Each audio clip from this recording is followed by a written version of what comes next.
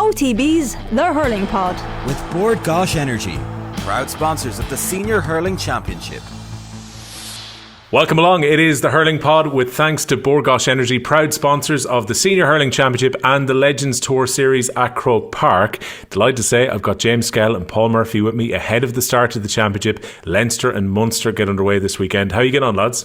Great, lads. Fabulous. Right, Murph, do you want to tell us where you went on holidays? Because people did notice last week you weren't in your normal background. The painting was not over your shoulder. You were clearly abroad. But we kept you secret so that your lawnmower wouldn't be robbed. Yeah. And you've come back to a lawnmower. I have. My lawnmower's still there, yeah. So in fairness to you, you kept your word. So yeah. Thanks a million for that. Just about, I swear, just about. Hey, what was the big thing you really wanted to tell people? I was going to spill the beans. Everyone take his lawnmower. I'll buy it off you. Just take it. It's not worth robbing, I'll tell you that much. It's not worth robbing. Is this what, the 15th honeymoon at this stage you're away on? I think it's about the 15th, 16th honeymoon, is it? I'm not sure. Well, that's what Skehill calls. If I go away for a weekend, that Skehill is just in my ear. But I see a normal person like me, right, will go away to... Whoa, stop you there. Normal person like you. Yeah, normal person will go to Clare or Cork. You head off to... normal person will go to Clare. Maldives. I have to haul you up on that. A normal person like me. Who calls you a normal person this day and age? When I look in the mirror, I call myself a normal person. Was it Mauritius or the Maldives? Skehill at this point has said Mauritius so often, I have a sneaky feeling it is the Maldives. No, it's the other way around. It was Mauritius, but right. Skehill then got on to me during the week. You were there when we were recording, and he said, I have a pal out there. I'll let him know. Pal wasn't within 3,000 miles of me. I'd say he was on a different island. So Skehill's geography now, and lads go to Clare or Cork. Maybe you should expand your horizon there, Skehill, a small bit. Oh, forgive me. We were going to link the two of us in together, and we probably weren't even in the same hemisphere. I know. All I know is that it began with the letter M. Okay. And ended the letter S. Could have been in Morocco. Yeah. Moldova, anywhere. Yeah, but you're both back, and it's great to have you back, Paul. Thanks very much, pal. Thanks a million. Well, there you go. I had a not too dissimilar experience of the weekend where I had a text from a friend of mine who said, my buddy is chatting to you in Westport at the moment at the stag you're at, while I was sitting in Dublin going, nope, it's not me. So apparently some guy was getting pints saying they were me in Westport at a stag. Jeez, free pints? I don't know if they were free, but he was definitely getting in on some rounds. Well, and he admires effort if he does. Yeah, apparently he was at a stag with Offaly people, allegedly, and your man was talking away, apparently asking about off the ball and a few other things, and he was supping away the free pints. So whoever this impersonator is, I can only give you credit for keeping up that charade for as long as you did in Westport at the weekend. You probably owe me a couple of pints for the free ones you've got. There was Offaly people in his presence, was there? Allegedly so, but sure, they might not have been at all. They should know better now, and she's one of their most famous sons. Well, they might not have been from Offaly at all. This guy could have been an absolute chancer who said, "Oh yeah, I'm the guy who you think I am. Free pints, please." And it worked. He was obviously able to bluff long enough to get a couple of rounds by the sounds of it, and text a mate of mine and go, "Oh, your buddy is actually here with us in Westport." And I was there going, "No, I'm actually about to go home now at the moment from work, but yeah, I presume I could be in Westport, yeah." So good luck to him. This weekend's great though, because we've got a nice little build-up. What I like, Paul, about going into this weekend is that we had a little bit of a break after the league final. We're able to get that bit of anticipation ahead of championship, and now you kind of look at it and you look at the games that we have this weekend, and I'm going to get round to somebody saying on the YouTube that Leinster is the Europa League, so you can both take offence to that, and you've got the Munster Championship this weekend. It's all building up really nicely. Yeah, it is. And there's the few games there trying to pick through what's going to be the most interesting ones and the home and away matches and different things. Also we're getting to the stage now. We've spoke a lot about what teams have learned through the league. We're going to look into this weekend and to see, did teams learn anything? Who learned what? The likes of some people are saying that Clare came into the championship last year, maybe, just not having taken a whole lot from the league and just ambush someone. Is someone going to come out of the woodwork and just ambush teams? Are teams going to keep their form? There's so many questions. And I think there is enough matches there as well to learn a nice bit from this weekend. Now, we could jinx ourselves. Hopefully not. There was a good few dead rubbers during the league. But just in championship, look, it's a cliche, but it is different. It is different. And this idea now that teams boxing clever coming into big games, it's a lot harder to do now. Teams just want form at the moment. They want momentum, and they want momentum that will carry them hopefully to a Munster or Leinster final, or at least getting qualifications. So look, there's a lot at stake. There's a lot to pick through, but it's, really looking forward to the weekend. Well, Skehill, this is where we get to a really bad impression for a couple of minutes of the Examiner podcast, and I ask you about horse racing getting mixed into the hurling pod. Because again, you want us to keep it on the QT, just in case you went to Aintree for Saturday. We were on the pod last week, because I was all mad keen to go, I see Flooring Porter's got an entry again for the Liverpool hurdle. Maybe there's a chance that Skehill's going to be at Aintree. Maybe he won't be here on Monday when we decide to sit down and do the pod on Monday evening. But you did not go across to watch Flooring Porter this time round. And again, Flooring Porter placed, but didn't win. Yeah, I didn't go. If I give you the reason I didn't go, I'd never hear the interview from Murph. But let's just say I was being a good husband. Come on now. Now, you may as well let the listeners know, because you've told us this before, that when you came back from Cheltenham after Flooring Porter's win, how many days did you spend in the spare room? It was single digits. I'll tell you, this is the explanation. So when I sat down, I said, you know what, I will actually confer with my wife now and ask her opinion, which was the first bad move I thought, right? And I said, you know what, she'll think I'm into this, I like the horse racing, I'm going over with my family to see the horse, and she'll probably, she'll say, go, do it, yeah, you deserve it, yeah. So she goes, you shouldn't go. And I said, why? She goes, because you're absolutely useless when you come back for a week. And I'm not minding 2 kids heavily pregnant for a week while you lay about do nothing. And you know what? I got a bit of guilt, I won't lie. So I said to the family, lads, count me out this one, leave me out. I better stay at home. That's the truth. I know, bad admission on my behalf, but hey, I'm big enough to admit it. There's a series alone in GA husbands and their bad behaviour and getting in trouble with their wives, and I think we'd get an episode out of your stories alone, Skehill, if we were to look at them. Well, do you know what? She is. I'm with Grace and I together for all through my county career, and she got used to me being, disciplined. Let's say not going out for X amount of time throughout the year, and then when I finished, she thought that was going to be a continuation of same. Wrong. Right. Now she's like, hey, you got to go back to the way you were before, only going out 5 or 10 times a year max. You can't be going to Cheltenham and Aintree and all this within 3 weeks span. So yeah, there's probably a book, a series, a movie, and a Netflix special. The life of county players. Yeah. I apologise to anyone who has tuned in and went, we're going to get hurling preview material right off the top of this podcast, but now you've brought me down a tangent, Skehill, which we can ask Murphy about as well. You and your good wife, as you mentioned, have been together pretty much since because I don't know how many people will be aware of this, but you told a Lucknan story when we were in Limerick at the roadshow that you had just met your wife around about that time when Lucknan had become the Galway manager. So good memory, William. Good memory. It's not bad now, is it? So you've been together all that length. So that was very early on in your Galway career, right through to the end of your career. I wonder, is it tricky to be a GAA spouse? Because you just said all the times it's tricky, the amount of times you're away training, at games, the disciplined lifestyle, and probably the disciplined diet, and I would say the awkwardness after games as well. It's probably not an easy thing for her to have gone through over a decade with you while you were an inter-county hurler. Yeah, sure. So that year would have been 2007, Will. So I went, that was my first year at Galway, and so obviously we're together since. And I think up to, there was a wedding we attended together, let's call it in season, let's call it in hurling season.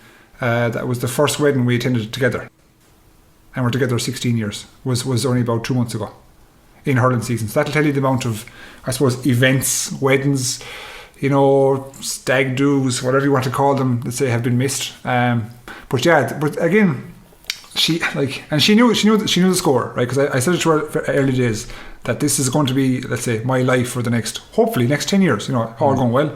And that if you're signing up for it, you're signing up for that too. And she did. So I think that's part and parcel of everyone who's, as you said yourself, a spouse in the GAA circle. It's just I won't say they play second fiddle, but they understand that there's a goal or there's another life outside of your personal life that needs as much attention as she does.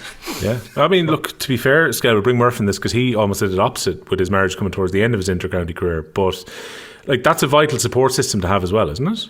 Yeah, huge. I think everyone will agree that. I think if you're in any circle, whether it be a parent, a sister, a brother, you need a good support structure. And without that, you're struggling.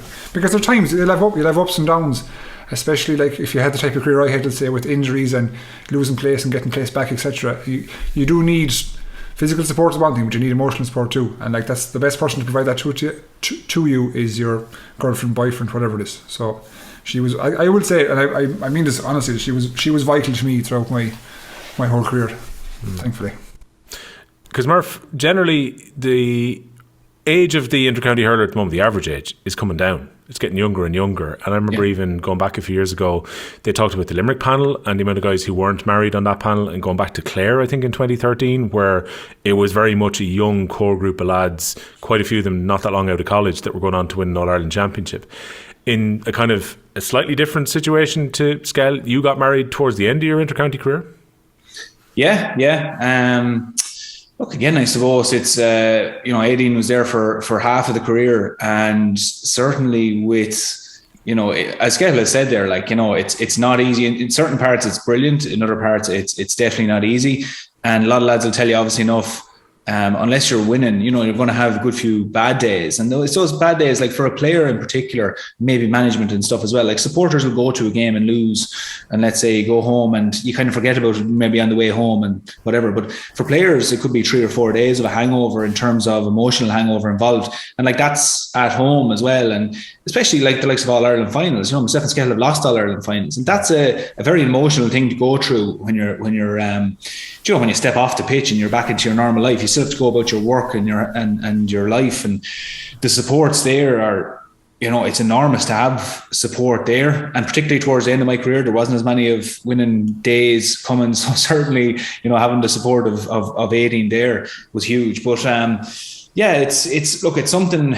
The age profile is coming down. It's understandable. I know certainly from talking to lads as well.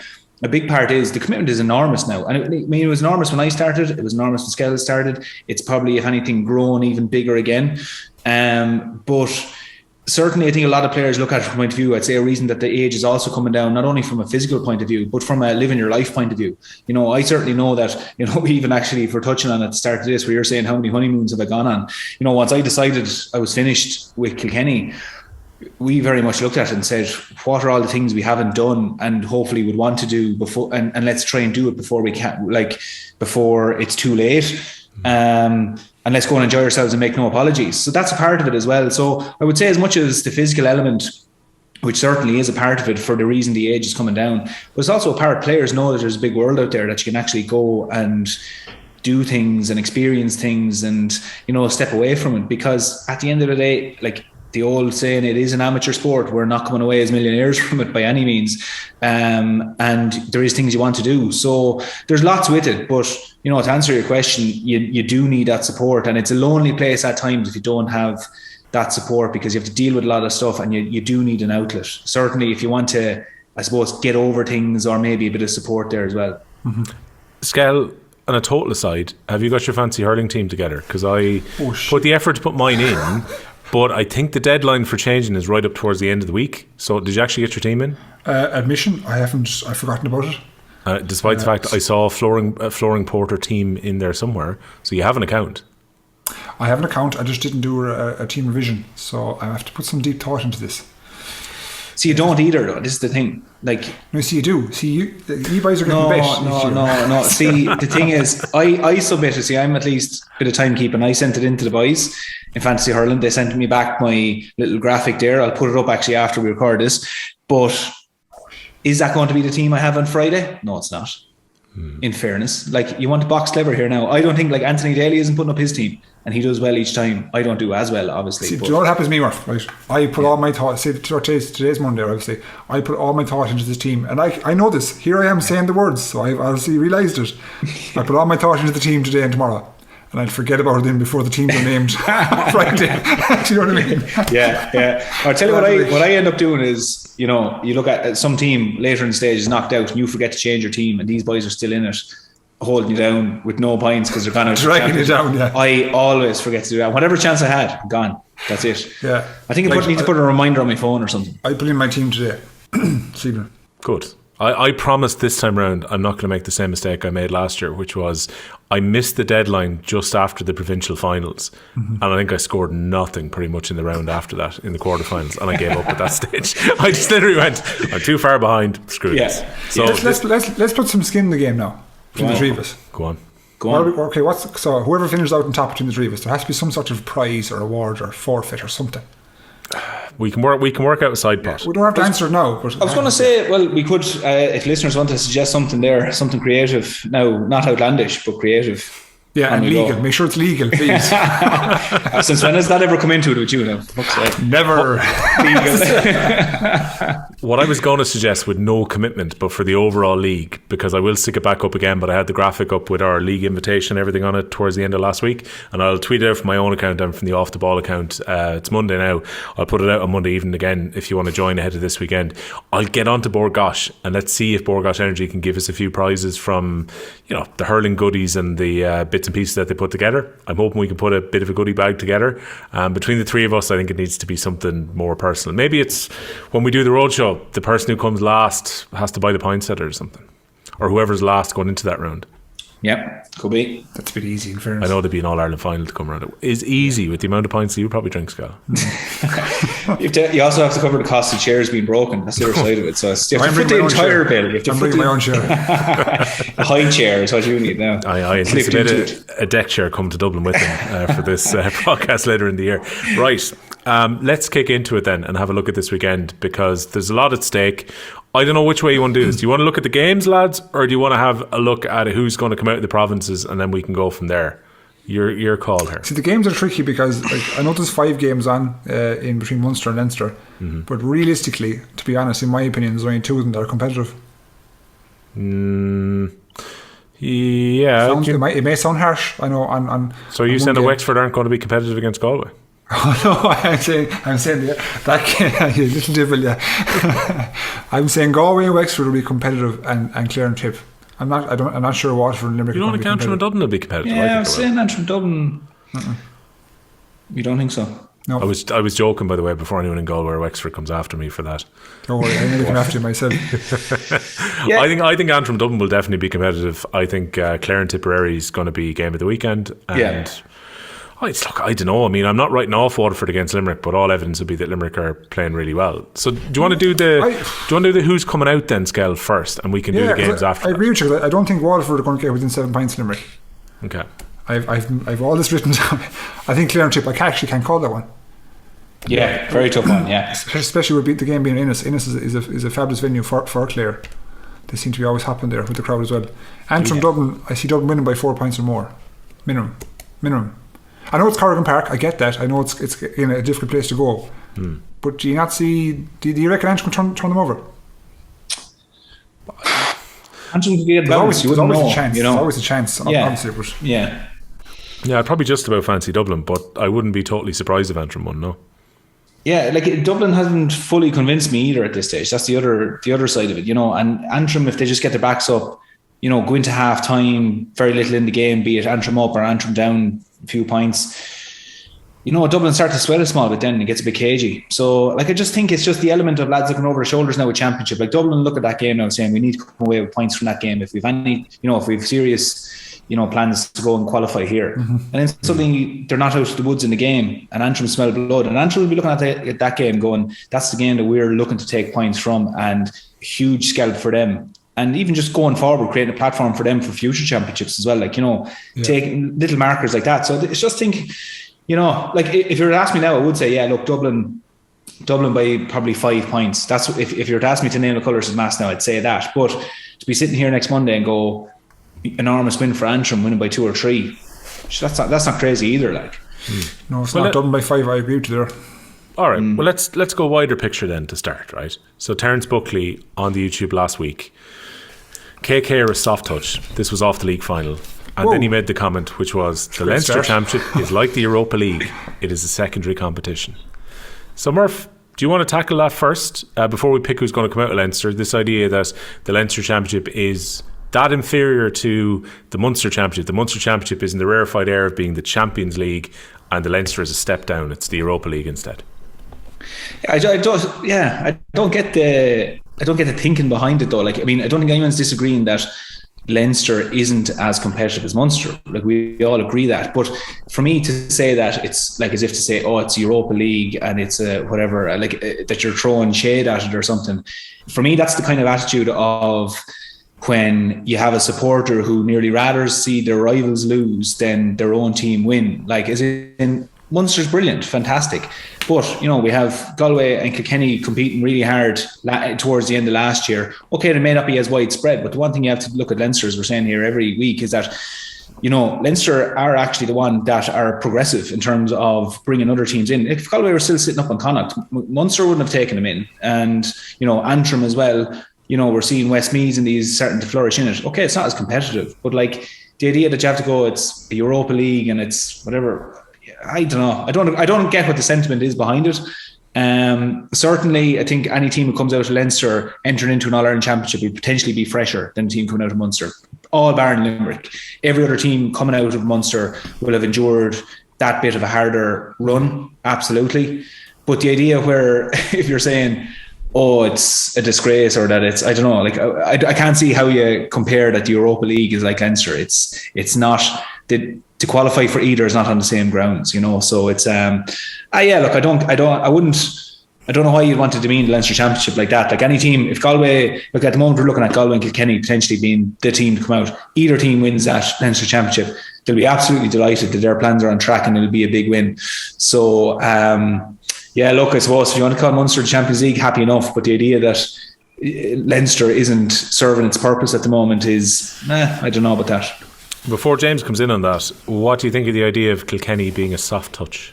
Kilkenny being a soft touch. Well, can I answer that? That's yeah. Like, see, Murph will give a big speed. That's bullshit. Well, I was going to say bullshit, yeah. No, it is bullshit. It's bullshit. Like, Kilkenny being a soft touch. Like, have Kilkenny ever been a soft touch in their history? No. Well, this is it. Like, and again, it goes back to what I'm saying of that. It was said in the same breath of saying that Leinster's like the Europa League. Like, both sentiments are said with more of a disdain than anything. Like, Kilkenny are a soft touch. They stood 2 points short of Limerick last year in the All-Ireland final. And I just think it's, again, that whole comment is coming from a place of kind of disdain, or I'd actually say jealousy, to be honest. I'd actually say it's coming from a point of view of say Kilkenny or soft touch, grounded in no basis whatsoever in terms of any fact. I mean, all bar Limerick this year, every team had ups and downs within the league. I don't see where the grounds to say it's Kilkenny or soft touch, unless this fella is from Limerick. His team's probably a soft touch if that's the case as well. So I don't know what's the bar for soft touch. It's bullshit anyway. Like Kilkenny are anyway. Well, editorially, if I'm making a promo for this week's episode, it is going to be Murph's about to give us a spiel, but you know what? That's just bullshit. That will definitely be there. You are. The one thing that we clipped out this week. Why do I do it to myself every week? There you go. My editorial hat came on the minute I heard you start that. Do you ever notice, lads, if you're on Twitter or one of these platforms, and let's say a soccer fan from across the pond puts up something about his own team, straight away you'll have opposition teams just crapping all over it, no matter what it is. Whether it's a positive picture or a statement or a result or something about a player, straight away you'd have opposition come in top. That's kind of the similar kind of attitude you have there. There's no reason to speak of Leinster in that kind of manner. At present moment, Munster is a fabulous championship. We all know that it's a fabulous championship, but it's only a provincial championship into it. No, if it was that competitive, like why haven't Clare won it? Or if it was that unique, why haven't Clare won it in the last 25 years? Do you know what I mean? Like, I think the reason people look at Leinster with the again disdain, as you said, Murph, is because they look at probably the second half of teams. They look at potentially Antrim and Westmeath and Dublin and say, well, they're not quite as competitive as the Munster teams. Granted, right? Yeah, but in Kilkenny and Galway, there's kind of nearly half shit on them. Yeah, if that makes sense. Yeah. So I think there's also a sentiment there as well that teams for years who couldn't make it out of Munster, the thing that they cling to was that actually, Munster is so tough, that the reason we can't get out is because it's the elite championship, or it's the elite provincial, championship. If you go back to the mid 2000s, people were saying the only reason that Kilkenny are winning All Irelands is because they're coming through a soft Leinster, is that they're not, having to play as many matches. If that was the case, they'd still be winning All Irelands because Munster is still competitive. It's, it wasn't the reason as to why Kilkenny were winning. And again, like, I think it's just all in the same sentiment of, oftentimes I think people cling to Munster as being such a competitive, which it is undoubtedly a competitive championship, but it's because their team often isn't coming out of it, so you can maybe make excuses for why their team is coming out of it because it's so competitive, and maybe a small bit more jealousy that the likes of Galway or Kilkenny get a bit more of a run. I don't know, you'd have to draw someone out in that conversation, but which I have, and I've had that kind of comment thrown at me that it's an easier run for the Leinster counties to get through to a knockout stage in Ireland.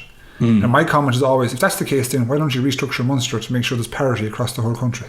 Yeah. And lead into a more open style championship. Or you couldn't do that. Yeah. So you can't have your cake and eat it. Yeah, exactly. If you want the Munster Championship, and if this championship is priority to you, fine, that's grand. But then don't comment on that Ireland. Yeah. If the Ireland is priority to you, fine, let's restructure the Munster. If it's, as you say, so difficult to come out of. Yeah. So yeah. Again, we'll go back to the Munster Championship and how that's perceived as a religion.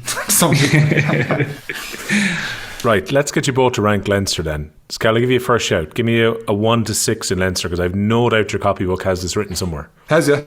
Yeah, there you go. And would you believe I've had to change things around a small bit. I've had to put my hand up and say, right, I'm in all evidence. Again, I'm saying on the present, not on what I think the teams get Kilkenny number 1 at the minute. Mm-hmm. How much that galls me to say it. Kilkenny 1, Galway 2, Wexford 3 by the skin of their teeth.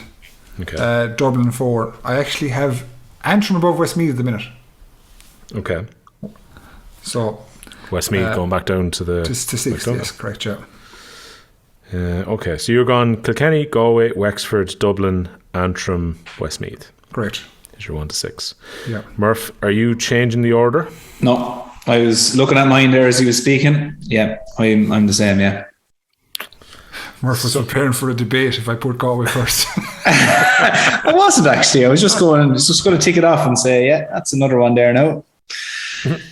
Now, in fairness, you jumped to me last year when I said that Kilkenny were going to be clearing the semi-final. You said you have to explain yourself. So I would have just said there, explain yourself. That's all. Yeah. But no, in fairness, you're well able to admit it when you need to admit it. Do you want to explain, Skehill, why you're going for Wexford by the skin of their teeth into the knockout stages then? So, like Dublin have Westmeath in Parnell Park. So they've Antrim away, right?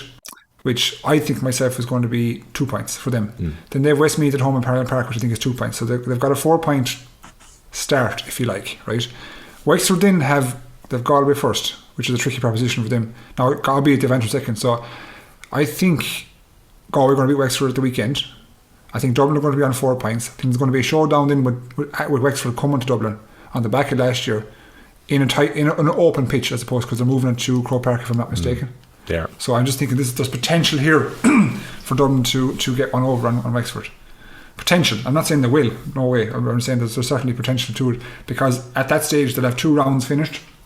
2 rounds finished where you think they'll have 2 victories, and then they roll into a showdown with Wexford. So it's, I'm kind of tossing the coin here. I know I'm not giving a great explanation, but I just see this. Probably will all come down to that game, though, won't it? Because you would expect that Wexford and Dublin. Now, I know there was the draw last year between Wexford and Westmeath, and then Wexford pulled off the kind of great surprise against Kilkenny on the last day of the championship last year. But you would expect that Wexford would beat Antrim and Westmeath, and Dublin would do the same.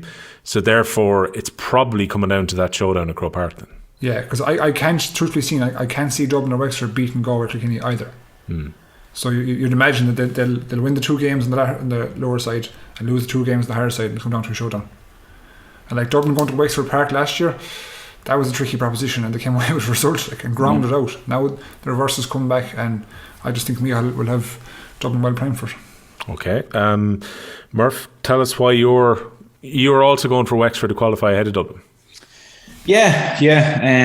Again, it is very marginal now, in fairness. Like looking at Dublin, had the better results really in the league, even performances as well, which I suppose you're looking for. But like when I was just coming down to it, I was just looking at the caliber of player Wexford have at the moment as well. Like it is going to come down to a straight shootout pretty much. But I think just, if Wexford manage to get back the players that they have at their disposal, I just think they have a small bit more than Dublin on a given day. Now, again, there's very little in that. There's very, very little in that.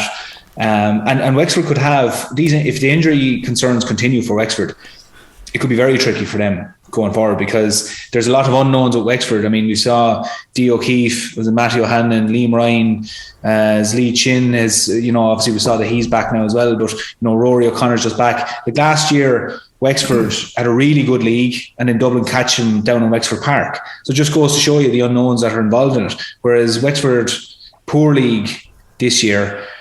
But the funny thing I would say is that may lead to galvanising now, that they may be just happy to be done with the league. They've obviously had their bit of, I suppose, the bit of controversy there lately, which, look, again, it may actually go to galvanise them a small bit as a group, as players, backing each other up, and they may come out fighting now as well. So there's very little in it, but I just kind of look at Wexford and say, if they get things right, they're a potent team, and you consider the likes of Rory O'Connor and those lads in these teams. A lot of these lads would make any team in the country as well, like Lee Chin and these. So they just have that calibre of player that I think when it comes down to a straight shootout, if they don't have too many injuries, I think they have a bit much for Dublin. Okay, let's have a look at their game this weekend then, because you're both, I think, leaning towards the result going in favour of Galway and Salt Hill on Saturday afternoon. This game is on GAA Go as well for people who want to watch it. So, Skehill, the last 5 meetings the teams have had, Galway have had the upper hand, drawn 2, including the 119 draw from last year, and they won the other 3 meetings between the sides. You have to go all the way back to the semi-finals in 1996 for a championship win for Wexford against Galway. And you reckon that you can add an extra year to that now with Galway getting the win on Saturday? I do, yeah. I just think Galway's panel depth. Like, I don't think Wexford can carry a couple of injuries in this championship. I think they've got, in terms of a panel, everyone has a panel of 26 or 30, but in terms of a championship panel that can compete and change it out, I don't think they have 19 or 20 top quality boys to compete. I'm not saying Galway do either. Like, obviously there's only one team in the country that has that, but I think Galway's, let's say, top 10 or 11 is far superior to Wexford's. So if you know what I mean, so if you take 2 or 3 players out of the Galway 15, the next 10 or 11 will carry them through regardless of who's missing. I just don't think Wexford have that. And from all signs, I think the injury front for Galway is positive at the moment, with those lads coming back at the right time.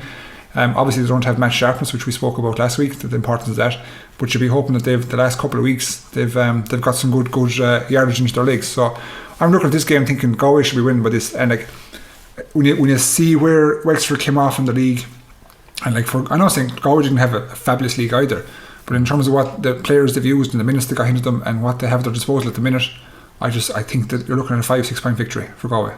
Home field, I think the pitch is supposed to be fantastic, Nick, from what I'm hearing. Weather is supposed to be okay, so it's all signs pointing to a fast start for Galway, hopefully.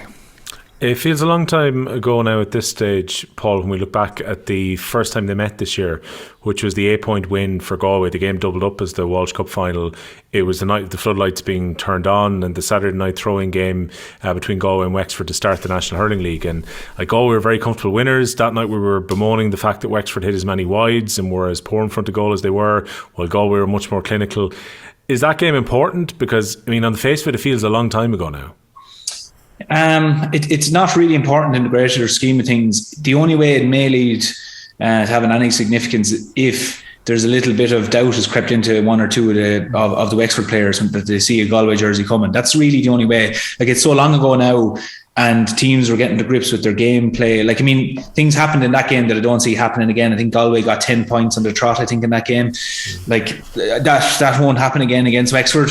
So I think there's not a whole lot can be taken from that game. Now, I remember in that game also, Galway implemented a really good running game during that Wexford just couldn't cope with, which I think more fit into the fact that Wexford kind of, I suppose, left the door open for Galway to do it. So there's lots of things there that I just don't see happening again. But Galway, again, I agree with Skehill, Galway have lads coming back from injury, which will bring a freshness as well into the panel. Really important players coming back.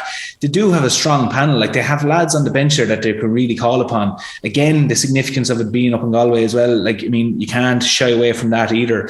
So I just think there's a good few things there. But I think it's important also for Galway to get a quick start. As in, if there is any doubt in that Wexford team, in terms of seeing a Galway jersey coming, if there's any bit of a hangover from that match during the league, well, capitalise on it straight away, get a good start, remind them they're up in Galway, kick on with your few points, and try and really build a platform there. I know every team will be looking to do that over the weekend, but the impetus is there with Galway to go and take this match. And again, every team will be looking at their home matches that they should be ones they should be winning. If there's a 50-50 debate over a team, their home matches are the ones they should be winning.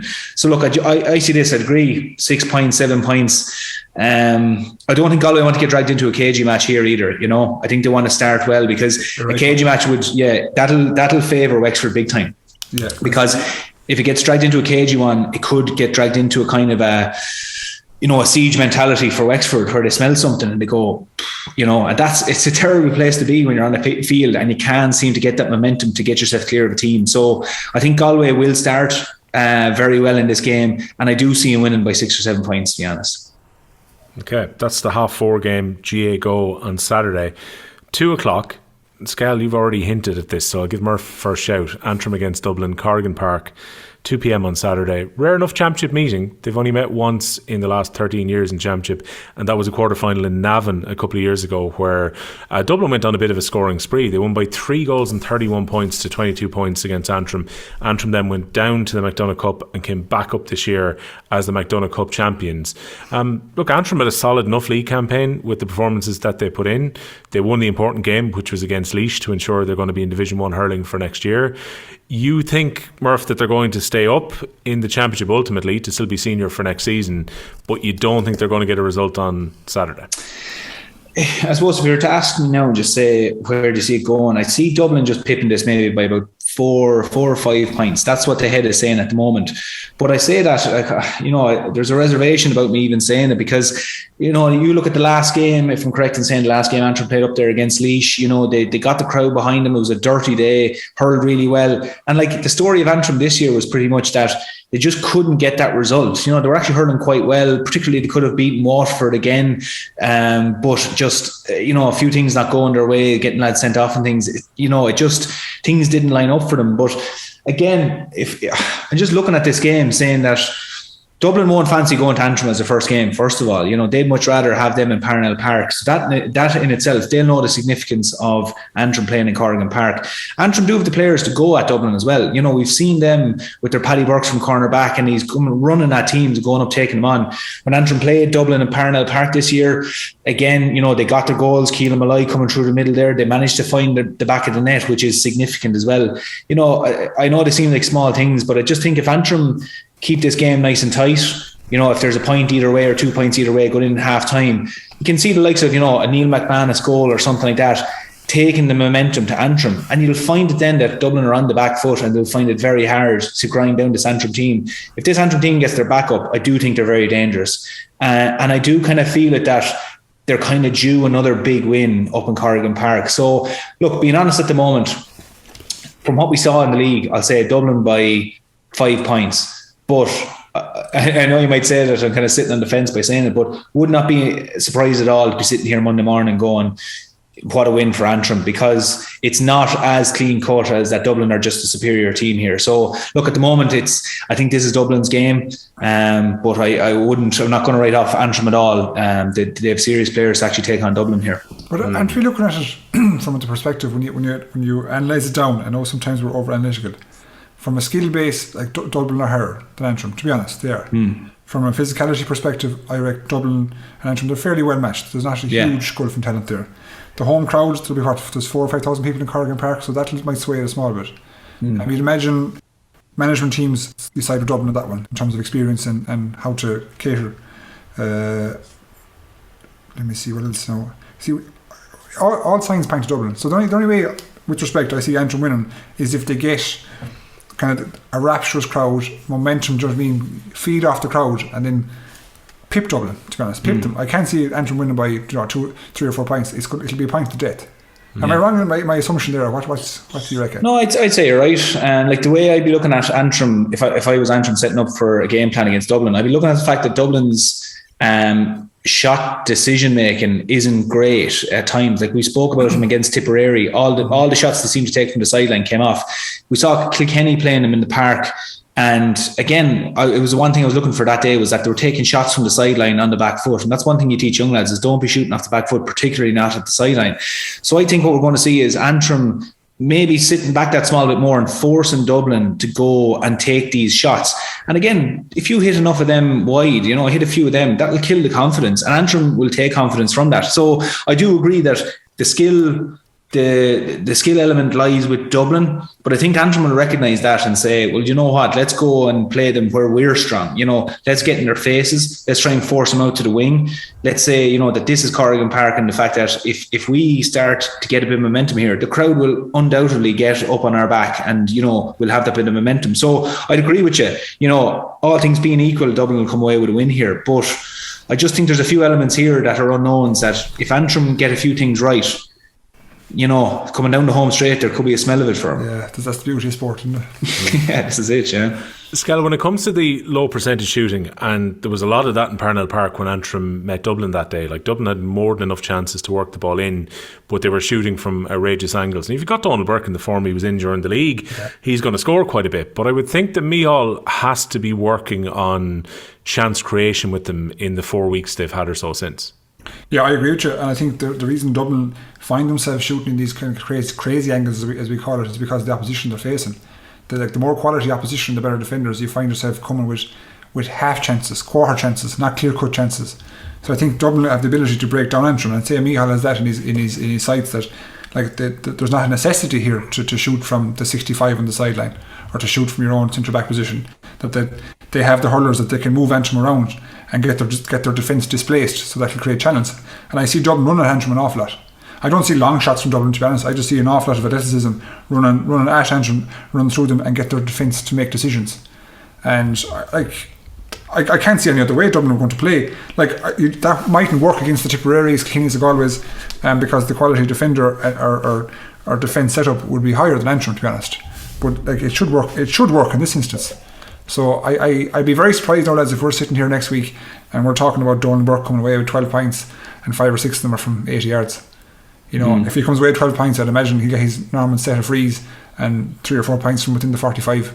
Within a reputable shooting zone. So, and I can see Dublin get a couple of goals at Antrim too, playing far more direct, because that's the Micheál style, to be honest. Play direct and fast and utilise your full forward line with oncoming runners. So I can see a situation whereby Dublin don't adopt that plan, and if they do, that means Antrim have, I suppose, packed out defence, like playing with a sweeper potentially, most likely, to be honest, and playing with a deep 10 players. I think so. So. But I still see Dublin running through them is the wrong phrase to use, but I think running at them an awful lot, and then probably having a lot of outball in terms of shots from kind of, if they're with the post, 40 to 50 yards out. Work in progress at this stage. Absolutely, yeah. Murph, Kilkenny come into this game against Westmeath 6 p.m. on Saturday at Nolan Park, obviously off the back of the league final defeat. Probably, we remember last year where Westmeath were right in the game at half time in Cusack Park, and a certain TJ Reid came in at half time, played a pretty important role. Kilkenny ended up scoring 5-23 and coming out comfortable enough victors in the round robin last season. How many of those players that we haven't seen, particularly I'm going to name TJ because he was held back for the entire league, how does Derek Ling approach this game? Does he start introducing players back in and getting close to his Championship 15? Or is this a game to maybe continue to experiment a little bit at the start of the Championship? No, I think you go now and start putting real proper shape in terms of, it's an ideal time to introduce TJ back into it. If TJ is fit and there's no worries about him, he's back into the team. It's a kind of an ideal start, really, if you are planning on introducing any players back in. And even as well, the fact that obviously we had the under-20s playing at the weekend, so that rules them out. Isn't that correct? That's 7 days. Them. 7 days, yeah. So they're out for this match. So again, it's kind of an ideal time to reintroduce the likes of TJ with Billy Drennan after playing there at the weekend as well. So I think it's a good start for Kilkenny. But like you said, last year, it's that thing of you don't want any element of complacency going into these games, because Westmeath will be delighted coming down to Nolan Park to take on Kilkenny and really give it a good rattle. And there's a thing, if you start games anyway slow, sometimes it's very hard to kickstart it. So Kilkenny will want to start really fast here. I think any player who gets a jersey for Saturday evening, with looking what's coming the following week, they'll want to make a good impression for Kilkenny as well, because in fairness to Derek, he has moved things around, he's moved players around, some lads have been very consistent within the team. But I think if you're getting a jersey on Saturday night, you want to be kind of holding on to it for the following week against Galway then. So that's where the challenge lies for Westmeath really as well, is because I think lads will be looking over the shoulder going, okay, this is the first year of a new manager. He's tried a good few players. If I'm in the team on Saturday night, I want to make sure that I hold on to this jersey for the following week. And hopefully that's where Kilkenny get a bit of impetus from and actually go at this game, because it's a dirty one if you get involved in terms of slow start. Westmeath have the players there to get a few scores and draw it into a battle. Shouldn't be happening with Kilkenny, but the potential is there that up to half time. But I just think where Kilkenny are, the bit of freshness they have, that I don't think they'll start this game slowly. I think we'll see similar enough to the Laois game up in Portlaoise as well, where they just go out there, get the win, and all focus turns to the following week. Yeah, I think the reality scale is that Westmeath will be practical about where they think they're going to pick up their points here. So when it came to the National Hurling League Division 1 this season, it was always going to be about the relegation playoffs. So they knew they were going to find themselves in that position, and they were able to beat Laois and stay up. In this case, the games they're going to target will be Wexford, Dublin, Antrim, as opposed to, I don't think Westmeath will expect to take something from either Kilkenny or Galway. Yeah, and I have a note written here beside it, a full strength question mark with Westmeath. If you're a Westmeath manager now, do you, and like we see what injuries did to Laois last year when they basically got decimated, and then it became a snowball effect and it just got worse and worse and worse because they didn't have the personnel, to be honest, to compete with panels or teams that had stronger panels and more numbers. So like, do Westmeath throw out their strongest 15 against Kilkenny and Galway, knowing that potentially it is going to be a defeat, you know, and that there's going to be injuries? Like, they're going to have to box a bit smart here because priority is to stay up in the championship. I think that's pretty evident. And it's going to come down to a showdown, as you said, with Antrim and with Dublin and Wexford. Maybe not Dublin, but it's definitely Antrim. It's going down to a showdown with Antrim, to be honest. There's potential to get a scalp with Dublin or Wexford, but not likely, to be honest. So, like, I just think for the first round of the championship, start has been to go to strongest 15, go hard as you can, and then play what's in front of you. If at 35-40 minutes the game has completely got away from you, then it's time then to look further afield, because you don't want to be, you know, finishing the game 20 points down and still having your top 15 players on the pitch when you've another game coming in a week's time. So it's potential to be a long championship for Westmeath if they don't box smart, but I'd say they will, to be honest. Okay. This brings me to the point where we all kind of take a breath for a second and try and work out the next question, which is never easy, and we'll probably end up ripping it up in a week's time anyway. I want your 5 in both cases, how Munster is going to finish up. So, Murph, you can go first. Yeah. Oh, 1, 2, 3, 4, 5 on Munster. I bet you I can guess who's going to be number 1, but I can't. I don't know if you.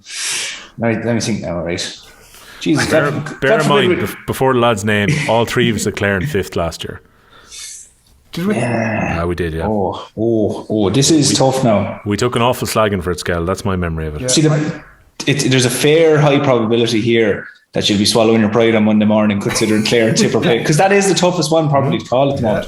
Right, let me have a look at it here now, right? Oh, Jesus.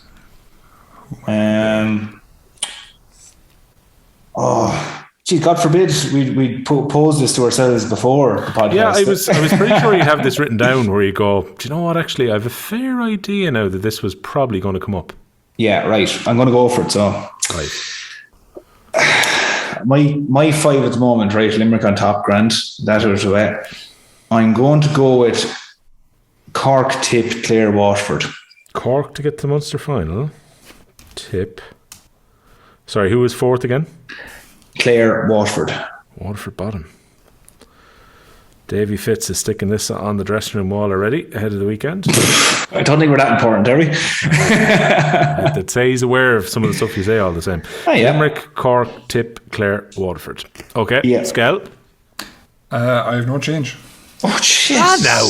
I tell you. Limerick, Cork, Tip, Clare, Waterford. No, we haven't come to an agreement where we've said that we're not agreeing with each other, Anthony. Like, this just happens to be, we're agreeing twice now today, okay? Is that it? Which is probably the most we've agreed in a single podcast in history. We've definitely never agreed twice in a row anyway. We've never done that. Yeah, correct. That'd be wrong entirely. I know, but in fairness, like, you know, you're saying Limerick, like, so obviously Limerick on top, but like, bar Cork's performance against Kilkenny, you know, they were moving well. You can't really deny them too.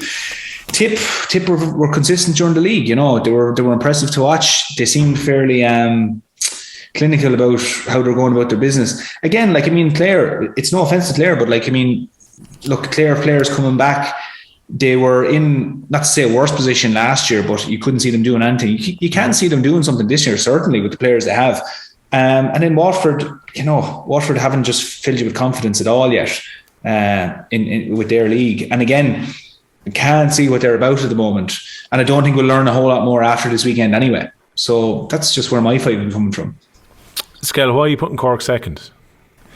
I just think that, like, home games come for a lot as well.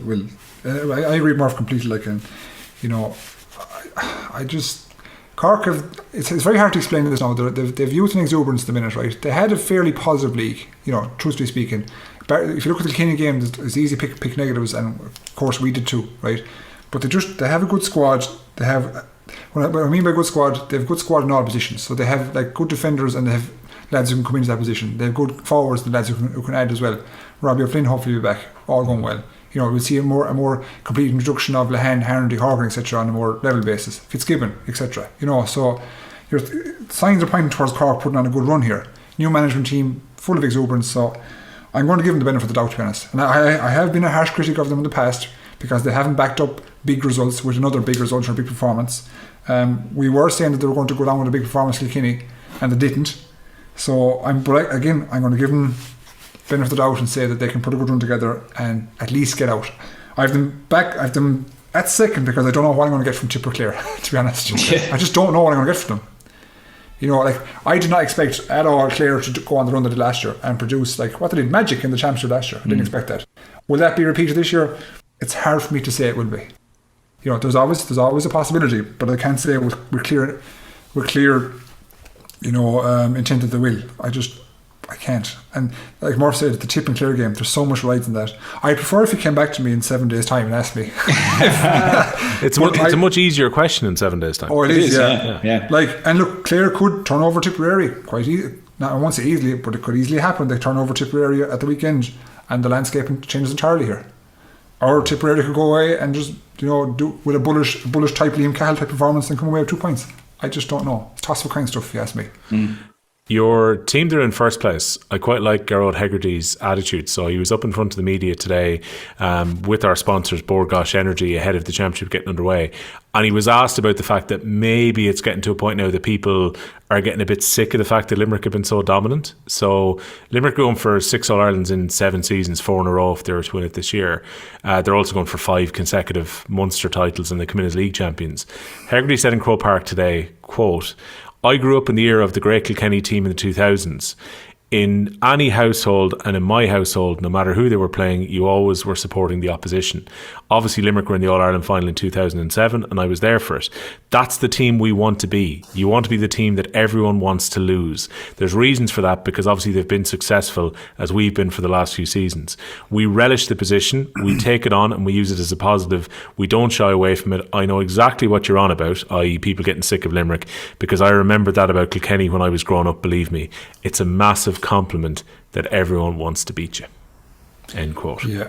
And I was only speaking to man at the weekend whereby we were kind of comparing Kilkenny of the, you know, mid-2000s and that team, let's say in 12, 13, 14 along into 15, and we're saying it never felt, or put it as a Galway person, we always felt we had a chance Kilkenny. The chance might have been strong, you know, it might have been 100% chance, but we had a chance that we could turn them over. And sometimes we did, you know. But with Limerick at the minute, I have this feeling that like if we went against them, we've very little chance. Do you know what I mean? It's just that's the kind of juggernaut you face at the moment.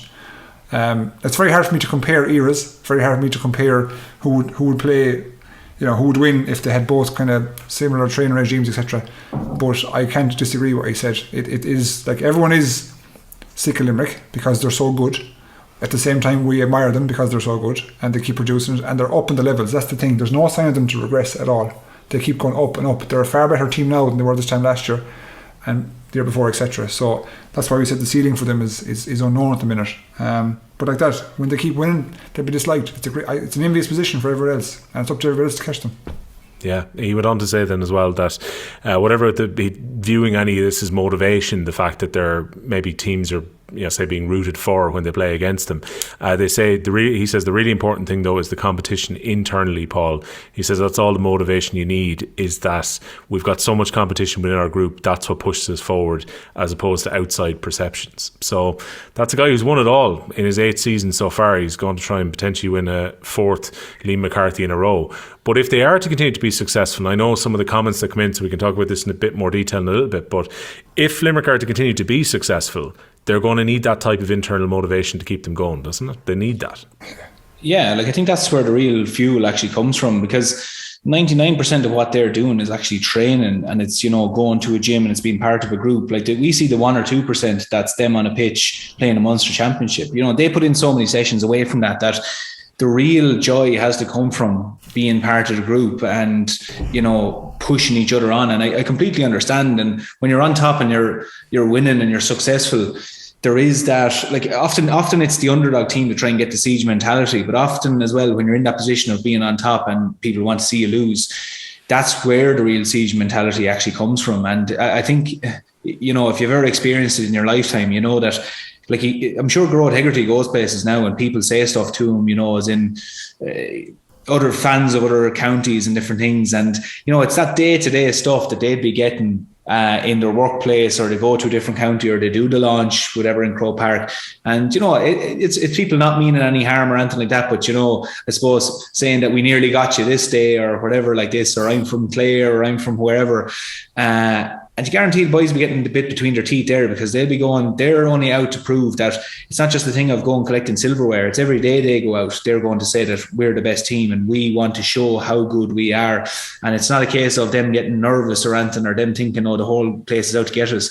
They just look at each person in the dressing room and go, isn't this an absolutely brilliant place to be? Look at the talent in the dressing room. If I get a jersey here today, that's an achievement in itself, but get to go out there and, you know, perform in the first 15 is incredible. So completely understand where he's coming from. And it's actually great. It's refreshing nearly to hear his point of view, saying, you know, I completely understand where they're coming from and that's where I want to be. It's great. It's a brilliant attitude, you know. I had to correct myself in my head there. It'd be 5 Liam McCarthy's in 6 seasons. I was thinking of Munster before that. So 18, Tip 19, and then Limerick have won the 3 since. So they'd be going for 5 and 6 seasons if they were to win this year. And who knows, they could well still be going for 6 and 7 next season with the way things are shaping up. But the game at the weekend, Skehill, this is Waterford against Limerick. When we look back on last year, second round of the Munster Championship, it was as close as Waterford have got since 2011. That was the game where they ran it down the stretch, and everyone came out of that game thinking Waterford are probably going to kick on. Actually, they've shown they can be competitive with Limerick. Just not quite got there, but maybe we'll have an interesting second encounter, which then never came again after the Munster round robin. Yeah. But under Kiely, Limerick have been imposingly impressive against Waterford. So if we go back to 2019, Limerick 224, Waterford 10 points in the round robin. In the Munster final the year afterwards, Limerick won by 4, 25 points to 21. Then it stretched out for the All-Ireland final later in the year when Limerick won by 30 points to 19. Limerick then won the semi-final on the day of the Bales of Hay in 2021 by 125 to 17, and then 30 points to 221 in the round robin last season. That isn't a very, very impressive championship record for John Kiely's Limerick against Waterford in recent years, Gal. It's class, you know. And if you were to graph where are both teams at the minute in comparison to last year, that fixture, you would say Limerick have climbed a couple of steps. Obviously climbed the Hogan stand, but they've climbed a couple of steps in their performance levels. And Waterford have regressed. They've gone down the way. So you see the degree of separation between both teams has actually increased as opposed to decrease. We sat here last year thinking, you know, Waterford put up a commendable performance, probably their best performance against the Limerick team in a few years. It was actually better than what they produced in the Ireland final against them, you know, especially being away in the Gaelic grounds. And you were expecting them, I definitely expecting them to move forward, kick on, and possibly have a showdown further on in the year. And we thought they'd meet again in the potential Ireland final. Didn't happen. So a lot has happened since then. Player changes, managerial changes, but I don't think the result's going to change either. Like the fact that this is Waterford's home game, quote unquote, it's taking place in Thurles, and Liam Gordon is the referee, and he's quite an open ref. So again, it's all signs are pointing towards Limerick, who have everything going in their favour. Like the only thing I can see Limerick getting bet in this instance is that an awful lot of the non-controllables have to go against them. What I mean by that is referee decisions. I mean weather. I mean injuries. I mean, you know, all the stuff that Limerick can't control themselves. They have to pile up, and then that has to go in favour of Waterford. And I just, you know, the chances that happen are probably slim enough, to be honest. And with all that being said, Limerick are completely battle-hardened and match sharp. The panel as a whole, not just the 15, but their panel. They've like 23 lads that have been used in and out over the last number of leagues. Or league games, let's say, regardless of the importance of the match, whether it be league final, semi-final, like they put out first 15s that we didn't expect in each game. We thought they'd go strong on the league final, etc. They did go strong, but they didn't go their strongest. So if they go their strongest here with their full complement, you know, I think the result is on the wall here, to be honest. I think the writing's on the wall, especially with Waterford missing the players they have, and you're looking at Limerick, I think they'll 8 points, you know. Yeah, I sketched down John Kiely's record in Championship in the 6 seasons earlier today as well. So 31 matches, won 24, drew 2, lost 5, which is just absolutely remarkable. Even leaving the silverware to one side, even in the games that are regular round robin, the record has been imposing in the 6 seasons that he's been in charge. I mean, Murph, I don't need to ask you about the result on this, because putting Waterford bottom of your rankings before it starts, you're not thinking that Waterford are going to turn over Limerick and then lose the rest of their games. So you're expecting a Limerick win on Sunday afternoon. Yeah, it's just at the moment it's very hard to see where a Waterford win is going to come from. Like there isn't one area where Waterford are stronger than Limerick. To be honest, I'd go further again than saying it's going to be 8 points. I think this could be well into the teens, to be honest. No, I'm just saying with that Limerick team, if we saw the league final there, again, it's just every time you're looking at them, you're kind of saying, have they gone up a level again, you know? And we speak of players wanting to grab jerseys, you know, again, there's players in that Limerick dressing room that are just going, this is a chance for me to go and showcase what I have. And, you know, every opportunity I have to take it. And I think that could be to the detriment of Waterford. Again, Waterford during the league, if they sit back on Limerick like that, Limerick will just relish it and eat them alive. We're talking about crowding out the space with Limerick. I don't see Waterford doing that. Waterford would have to bring something to this game we just have not seen with them under Davy yet. So I don't know what that's going to be, and I don't think they'll have the firepower to do it anyway. I mean, we've seen in some corners of people even asking the question, do Waterford hold back in this game? Because, you know, and hold themselves for the following week against Cork in the following week. That's what people are saying. So I don't know. I just don't see where it's going to come from. I'm being honest. I'd go up around the 12-point mark or maybe a little bit more for Limerick here. I know it sounds harsh on Waterford, but I just don't see it.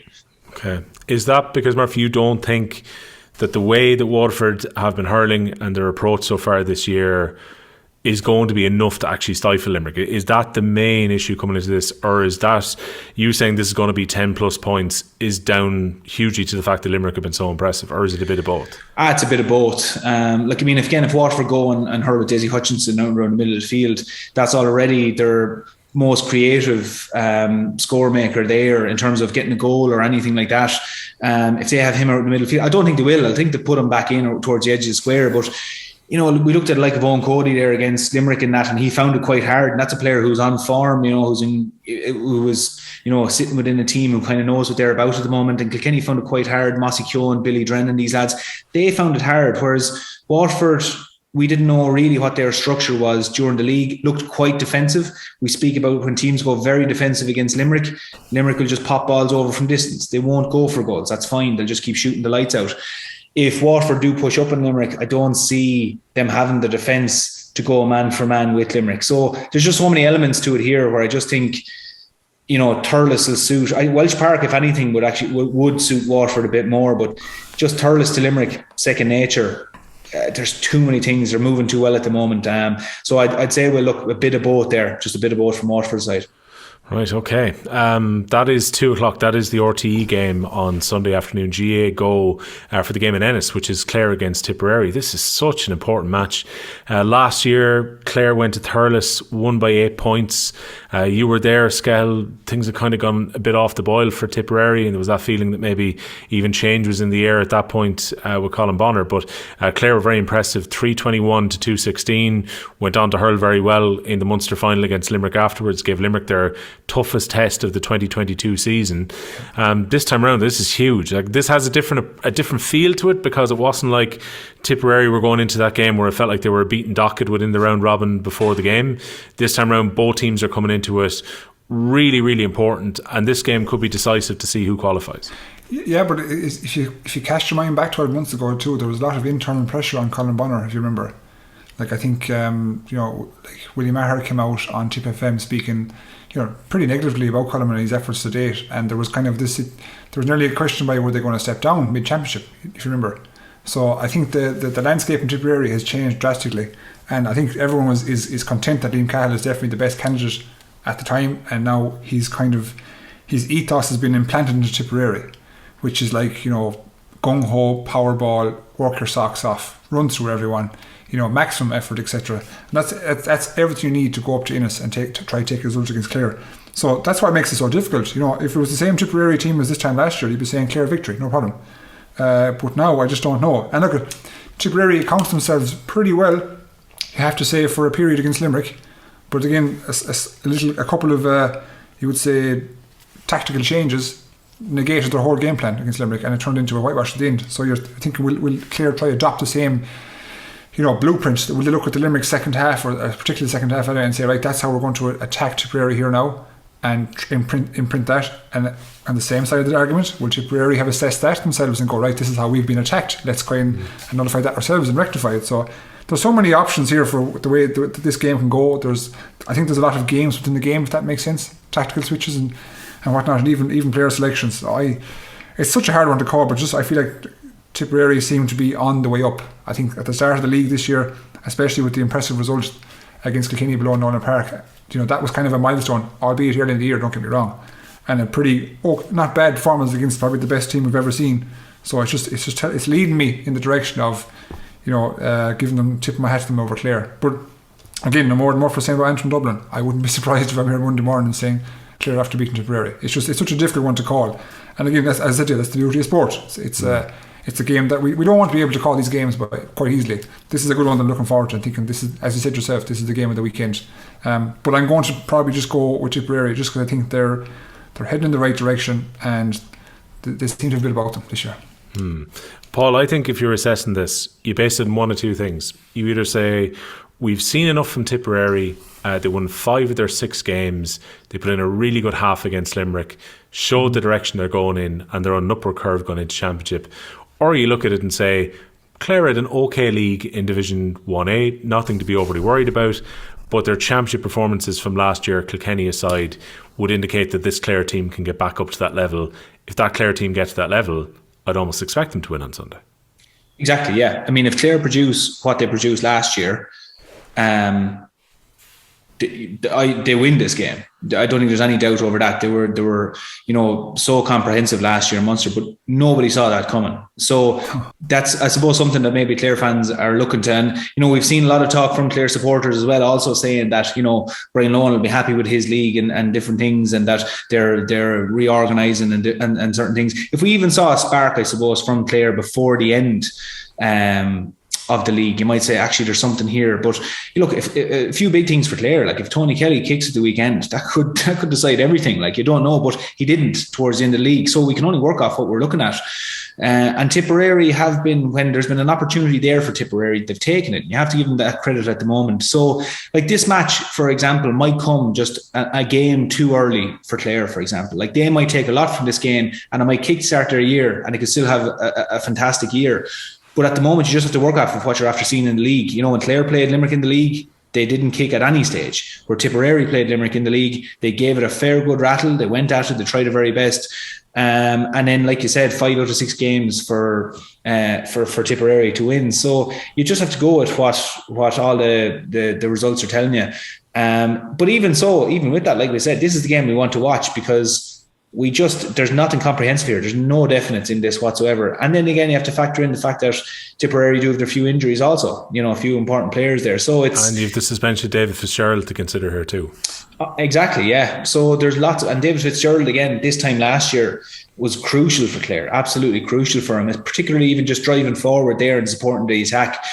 So there's a lot of elements here, but like Skehill is saying, this is what you want. If you don't want to be able to go and pull this apart and go, this is the winner, that's it, no point in even watching the game. This is why we want to watch this game, because there's so many unknowns here, there's so many question marks, and it's exactly what you want from Championship. It's just going to transpire in front of your eyes. And the one other thing we haven't said is, I've always found Ennis is a tough place to go, and Clare get good support there, and they hurl well there. So yeah, that could be an element that comes into it. But look, Tony Kelly, for example, if he kicks, that's worth 8 points to Clare through him scoring or creating them. So, but at the moment, you have to give credit to Tipperary and say that they are just marginally the favourites coming into this game based on form.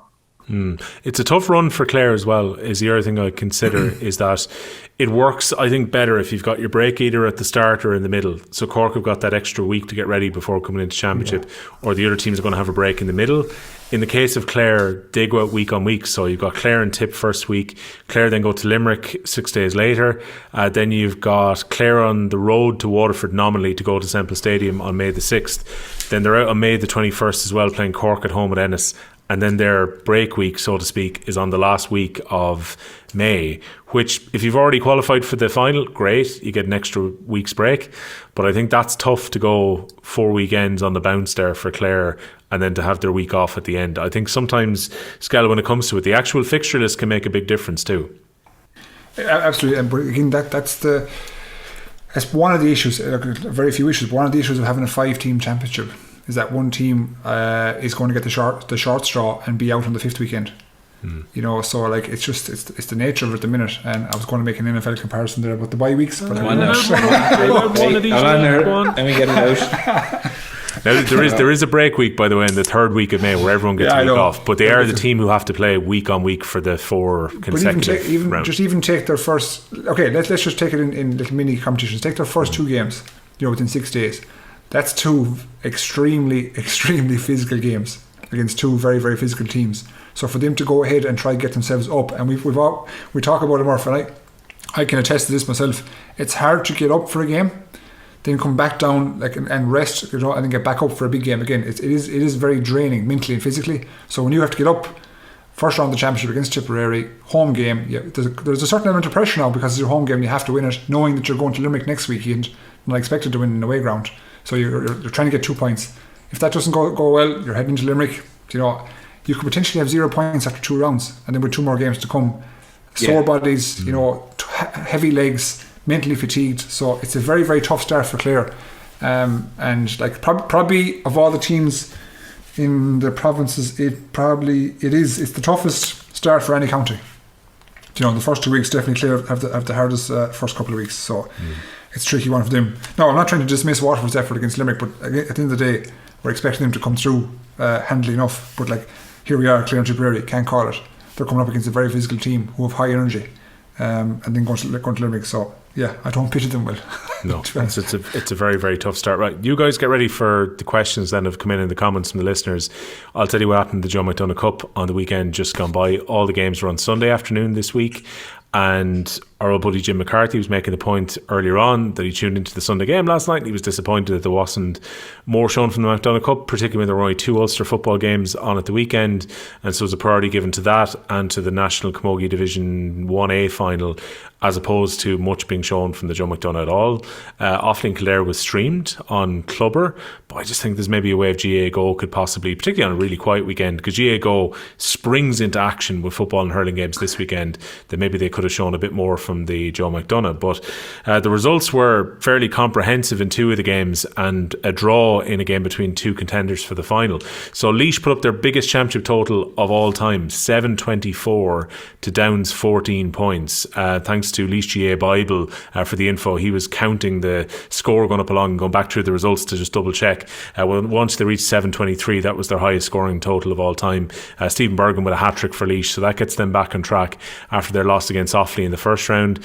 For Down, it's more damage to their scoring difference. It's a very demoralising first couple of games. They lost 126 to 114 in the first game against Kerry and then hammered at Laois Hire O'Moore Park yesterday. At Hawkfield, it was Kildare against Offaly. Hawkfield will also be the venue for Kildare against Kerry this weekend.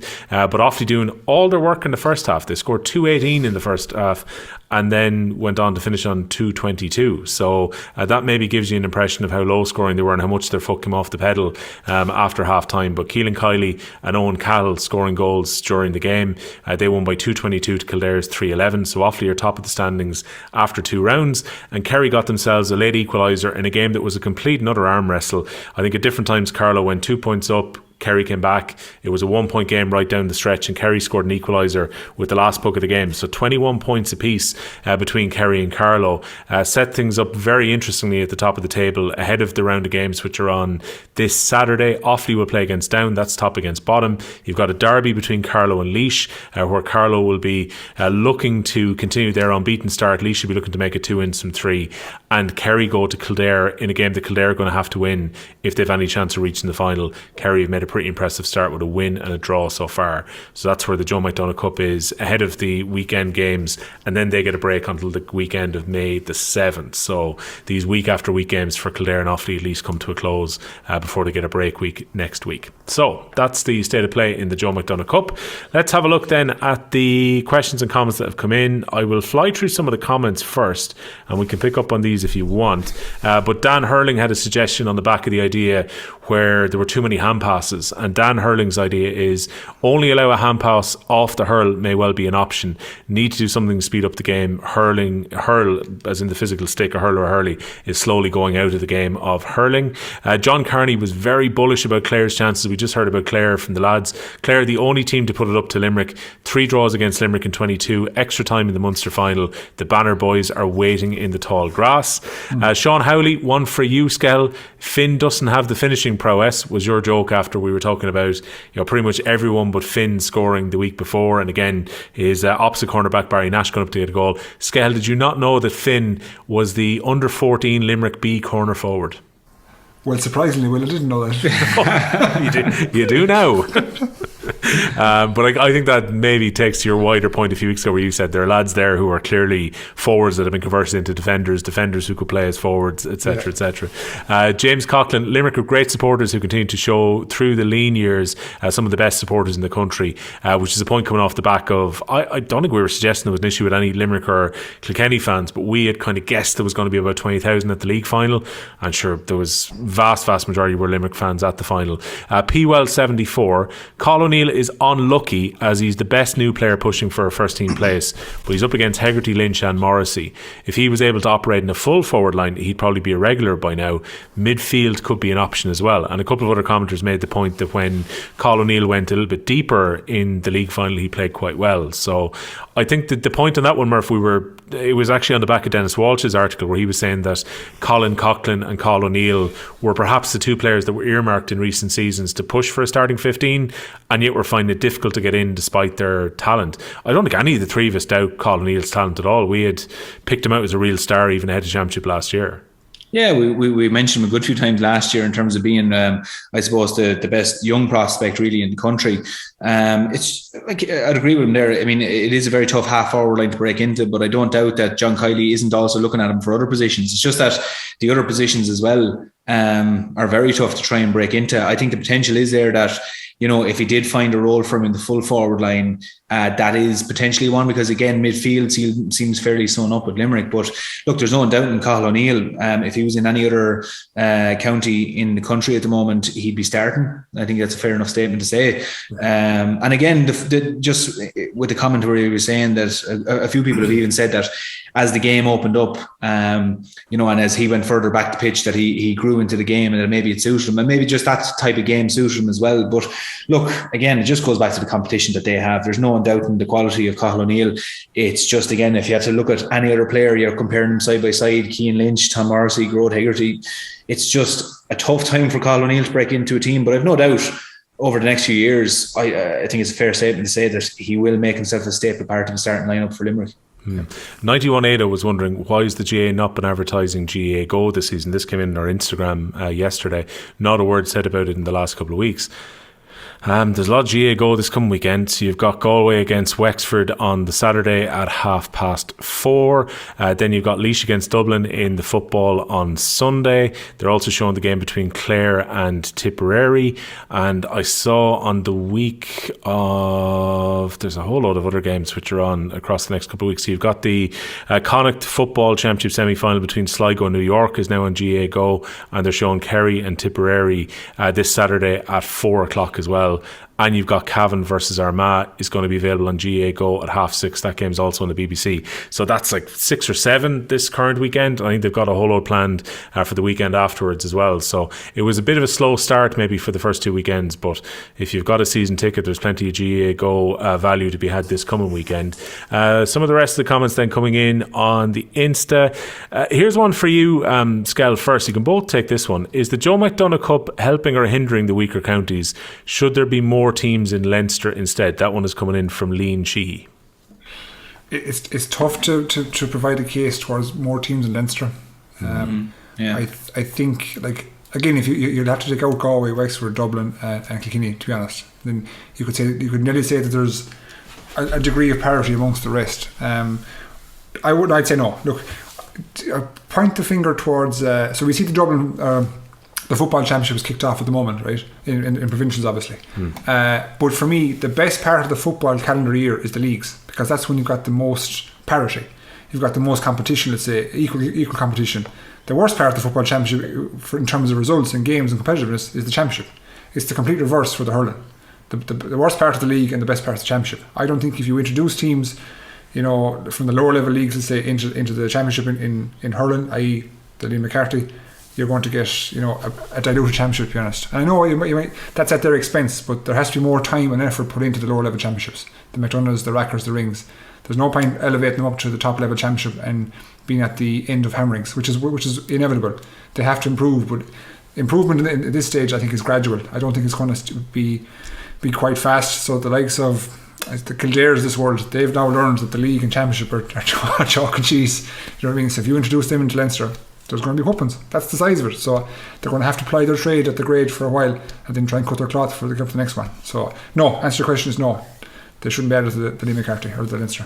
Yeah, Murph, I think I would probably be along the same lines. I think the tier championships are a good idea, and they make for better competitions rather than having teams who take heavy defeats along the way. And also the other problem you would have if you were to introduce more teams into Leinster, and again, I think teams who are from their own province should in theory at least be able to play in their provincials, but the way that the system is at the moment, you would make Leinster way too bloated and big compared to a Munster Championship where it's played in a very streamlined way.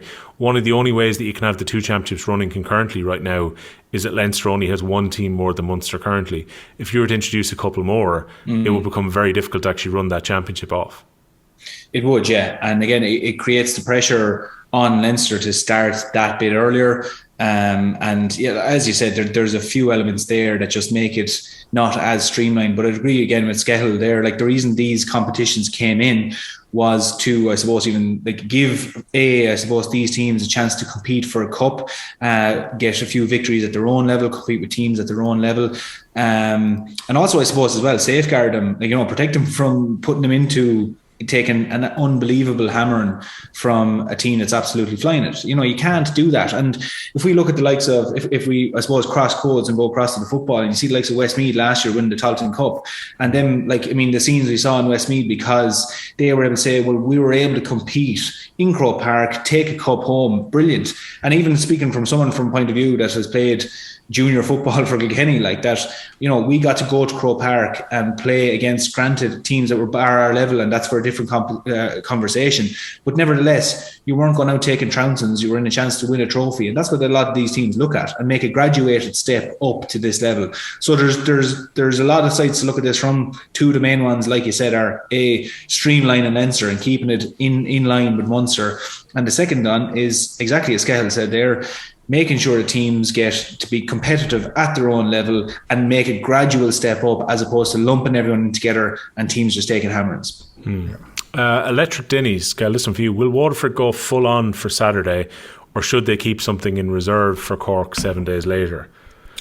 Joe, I admire the questions because I can see people are trying to play up scenarios in their head, but from being part of county teams, like that is actually an admission of defeat straight away. Yeah, that's an awful way to be thinking psychologically, and an awful way to actually, it's an awful, how would you say, way for your management team to depict your team. It's not right at all. It goes against the ethos of a winning or a championship mentality squad. So the answer to that is absolutely no. I think Waterford will go with the full strength they have at the minute. They should go with the full strength they have at the minute. Put their best out against Limerick, and what will be will be. Do you know what I mean? You can't flick a switch for next week and say, right, we're going to just pass off this first game and then we're going to really turn it on next week. It doesn't work that way. It does not work that way. It all leads in towards every game, is as important as the next. So I can't see a situation whereby they're resting the Tadhg de Burkas and they're resting the Desi Hutchinsons. I think they have to go as long as they can, put up their best efforts and get the show on the road. It would send out a horrific signal as well, Murph, even if Davy and his management team were to turn around and say, okay, it's going to be very difficult to beat Limerick, so therefore we want to be in the best possible shape for weekend 2, to turn around and say, actually, you're playing the All-Ireland champions, and as a result, I'm going to play a second team and we're just going to take the loss. That would send out a signal for the whole championship. Oh, it'd just kill any sort of morale you have within the panel, because it's just it'd be just a damning indictment to your team that you want them to have belief. One way or another, you just want them to believe that any day they go out, there's potential they can win. And like, if they go out and put in a serious performance, like play their best team, have a serious good performance against Limerick, and that means different things when you're playing different teams. But against Limerick, it's potentially going out there and, keeping within 5 or 6 points of them. That in itself would take huge confidence from Waterford going forward. But I think you lay down a serious marker if you put out a second team at the weekend. And like Skehill said, I actually appreciate the thought that went into that question, because, it just shows that people are thinking about what are the outcomes of playing your best team against Limerick. But I think the repercussions for not playing your best team are a lot worse than putting out your best team, giving it a good go, and then going, do you know what, lads? No one's expecting us to win that game today. Okay, so we didn't. But you know what? We're headed in the right direction here. Let's go out and put in the same performance that will get us a win the following week, potentially. So, no, I think you'd draw a line under a lot of things at the weekend if you went out with that attitude, and you even mentioned it to the team that this is what you're doing. I mean, psychologically, you're ahead of be in the bin, to be honest. Yeah, and what would it do to the panel members that are at the behest of Limerick and get hammered? That would just wreck them. Yeah, even waking up that morning for the game. I mean, you're there going, we're essentially, like, if we had our best team out here, potentially we get bet well by Limerick, but we're putting out potentially could be a second string team. If let's say we go at the extreme end and say that's what they're going to do, waking up the morning of that game, you were absolutely dreading what's going to come your way. So I think the negatives completely outweigh the positives in this if you were to do that. Yeah. Well, look, Skehill, you're the expert on this, so you can answer this one. Peter Martin 18, do Galway hurlers have the depth in their panel currently to compete for the All-Ireland? To compete, yes. Definitely to compete, yeah. I thought you were broken there for a second. No, I had 3 different words in my head. I had participate, compete and contend. They're the 3 words I had in my head. Galway and All-Ireland were mentioned in the sentence, and you suddenly... Giddy up. No, because I was trying to find the word. I had participate, compete and contend. They're the 3 words in my head. Right, and I think on you go. Participate easily, compete, yes. Contend, I just don't know. Again, I hate how... What's the difference between compete and contend, by the way? So, compete. So, can they win the Leinster Championship? I think they can. Okay. Can they get through a semi-final in Ireland? Yeah, potentially, I think they can. But then can they beat Limerick in the final? At this moment, right now, I would say no, they can't. So, at the serious contenders, look, contenders is a hard word to throw out there when you're considering the animal that every team has to go up against in Limerick. But I always say there's a chance. There's always a chance. So, they can compete certainly. I think a successful year for Galway. I'm not going to be flippant and say, it's win the Ireland. Of course that is, but is that realistic? I have to hold my hand up and say no. If we win the Leinster Championship, get through to semi-final, and then compete in the Ireland final, that's a majorly successful year for us, I think. Okay. Especially with the age profile that we're trying to blood into the group at the moment.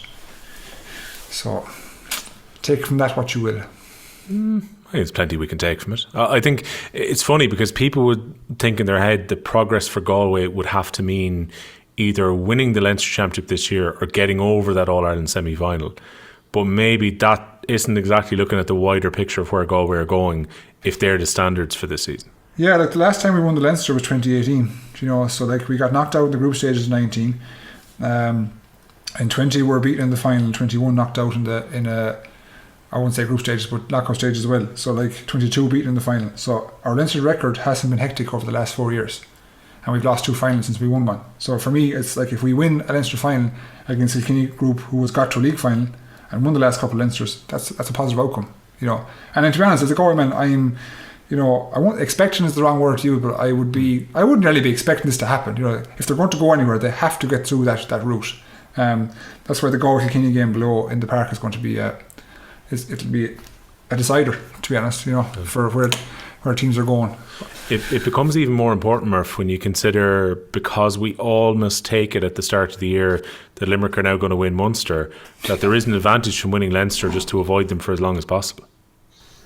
Yeah, it's a fair statement. I don't mean that in a downbeat way, but given how far Limerick have looked to be ahead, you'd be much better off to get to, I think, an All-Ireland final now without having to play them and take your chances that someone else beats them in the semi-final.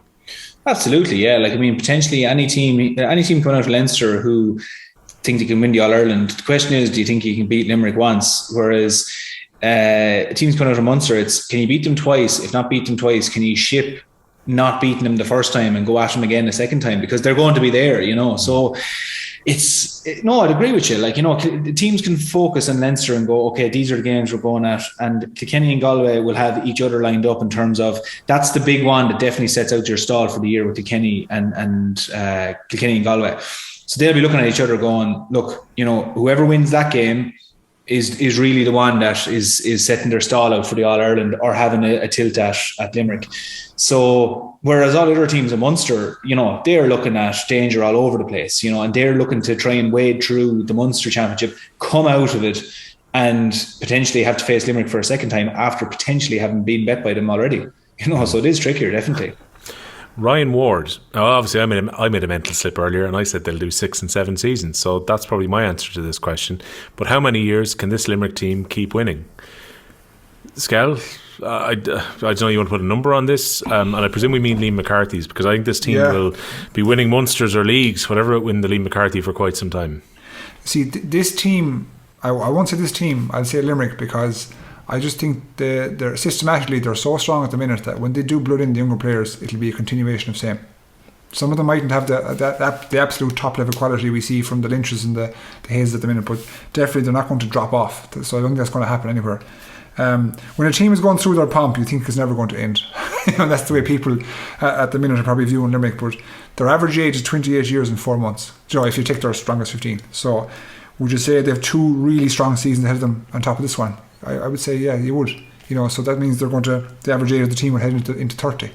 That then is new ground, you know, in intercounty terms nowadays. So I think if you were to look at them to be as dominant as they are, how long will it last? The 23 season, yes. The 24 season, yes. 25 season, question mark. So that's me saying with a degree of confidence. Like, it's very hard for me to see where this stops in the next 18 months. Okay. The interesting question on the back of that, Murph, might well be, if systematically things are in place, and again, I don't know what happens when John Kiely leaves eventually and whoever takes over. Like we saw with Dublin, right up until the point that Jim Gavin left, they looked unbeatable. And even the year afterwards, it rocked on.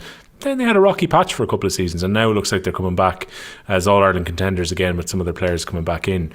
Do we take it now that Limerick, as a county, as a hurling county, are now going to be at the elite level for the next few years, that this isn't just a batch of hurlers that have come through? Do you think they're actually here for the longer haul now? Well, no, I do think they are here for the longer haul, definitely. And that's not to say that they go on and keep winning All Irelands back to back or anything like that. I do agree with Skehill in that the next 18 months, you know, they just look like the most potent team by far and don't look like slowing down.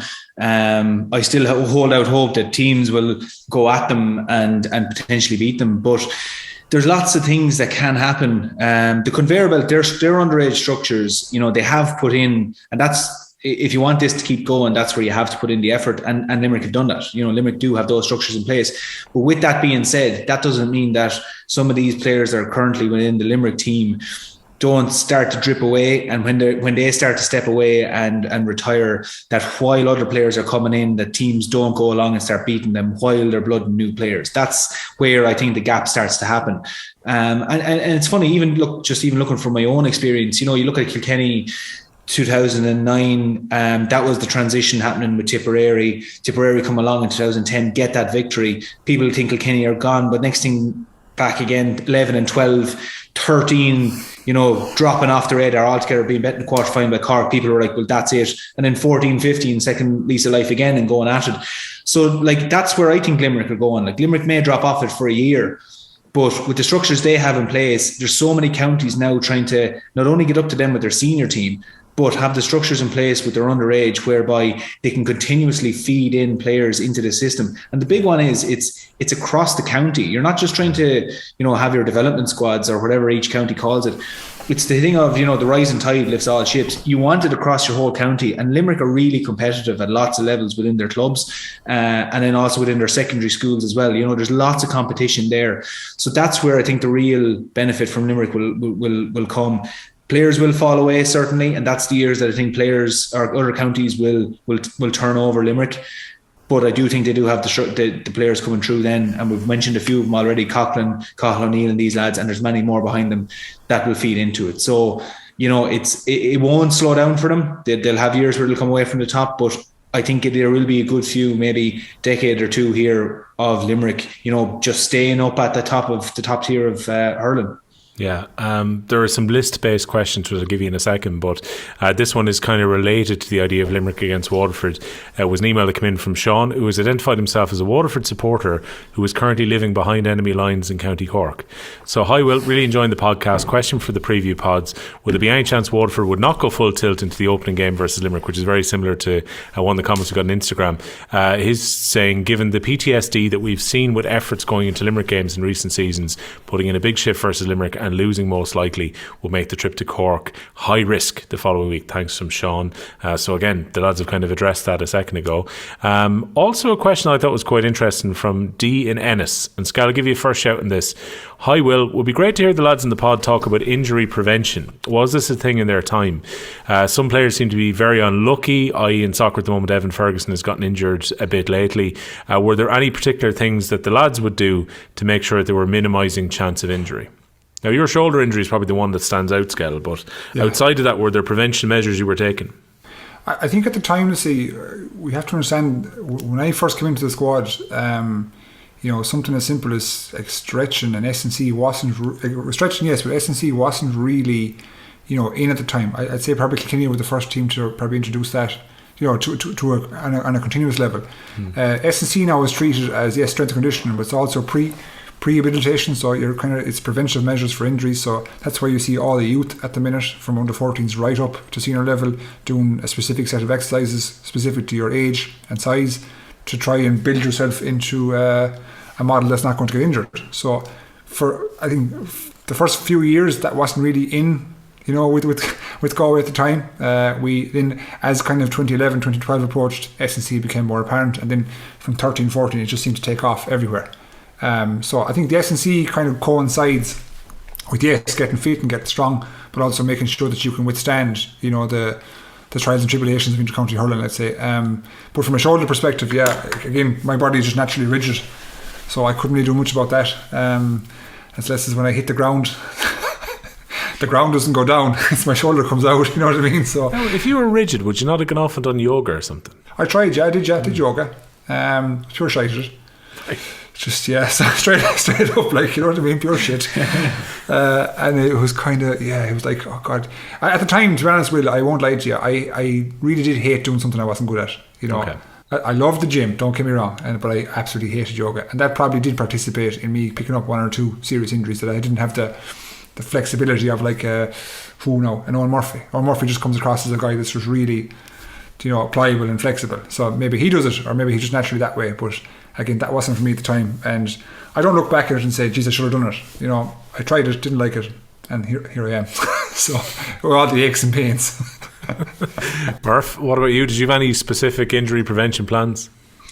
Not necessarily injury prevention plans. I think ignorance was bliss nearly in my case. Like I would have had a few injuries in terms of did my AC joint, pull hamstrings, rolled my ankle fairly badly enough against Dublin back in 2013, and kind of that would have come back a small bit against me. But really, that's where, if I'm being very honest, I would have just started kind of looking after those injuries and then learning from those. One thing, in fairness, that I was good at was that when I tore my hamstring, I remember just making it my absolute entire focus that how do I get this right, and competing against another fella who was or two fellas who were in the panel at the time who also had hamstring injuries, and using them as a mark, saying, right, I'm going to compete against them to get back right, which that was the only way, if that's a type of injury prevention, or maybe that's obviously rehab.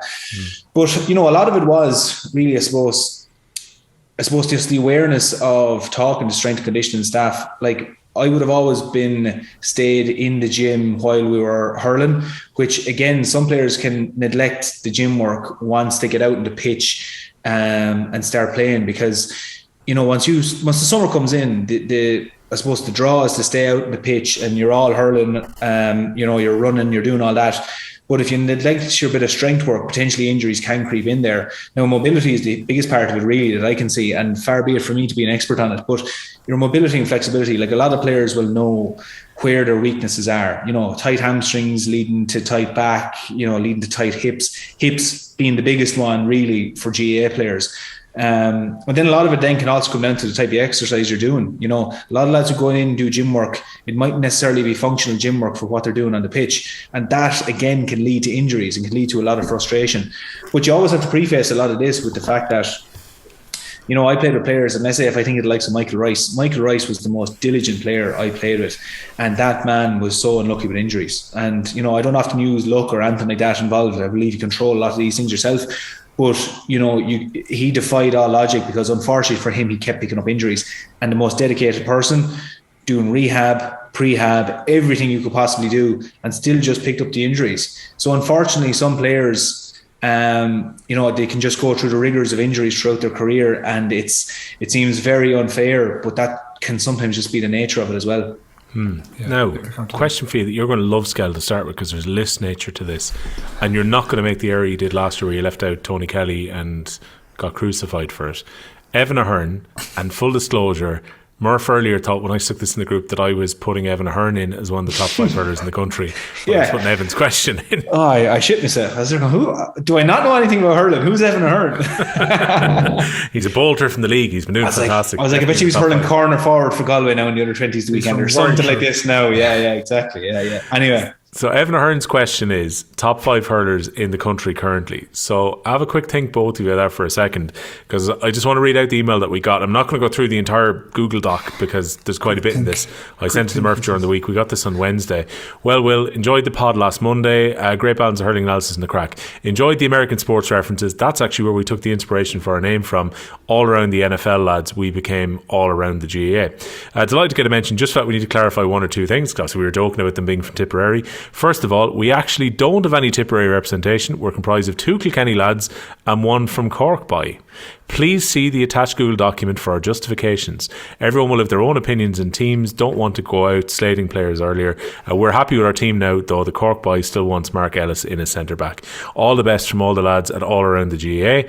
And to their credit, and actually, I don't know, I can probably tweet this out, because I can tweet a link to the Google Doc if anyone wants to see where they've got the players in. But they've given us a full breakdown, and this is what I enjoyed, Murph. They were saying, we acknowledge Owen Murphy's shot-stopping ability, but we believe the puckouts are crucial. We're up to 40 per game, therefore we want young Barry Hogan, who has impressed us with his puckouts. Dai Burke and Hugh Lawler are big and physical, arguably the 2 best inside defenders in the country. They're tasked with handling Gallan and Flanagan. Ronan Mara's versatility and intelligent ability make him perfect as an auxiliary cornerback. We've got Tig de Burke there to steer things from number 6, just like Declan Hannon.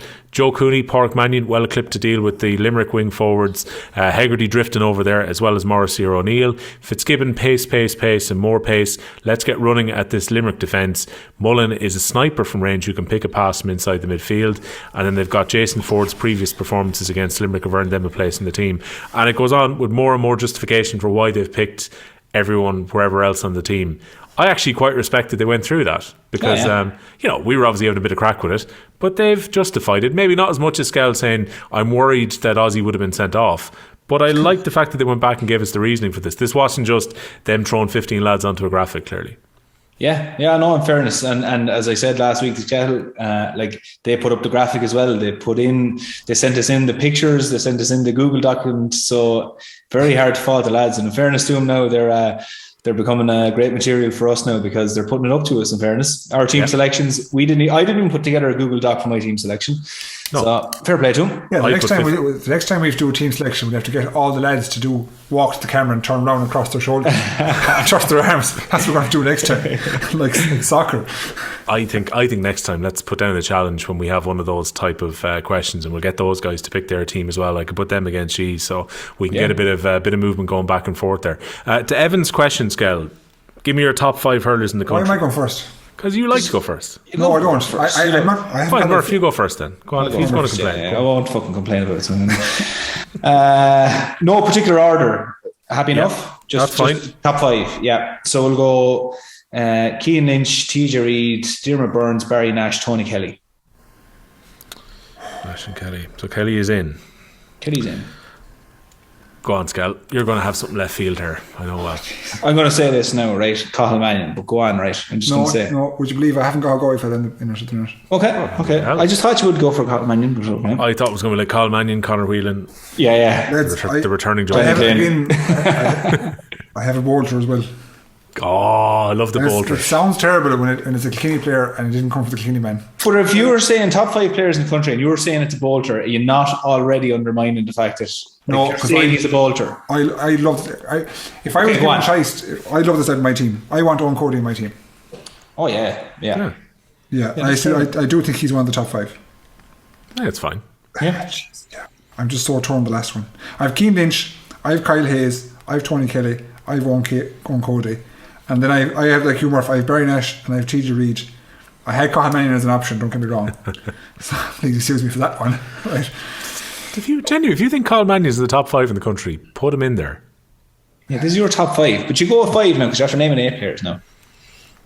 That's it. It's tough though. Yeah. Cathal Mannion's going in. You going in? He's going in. Is he? Sorry, screw the lottery.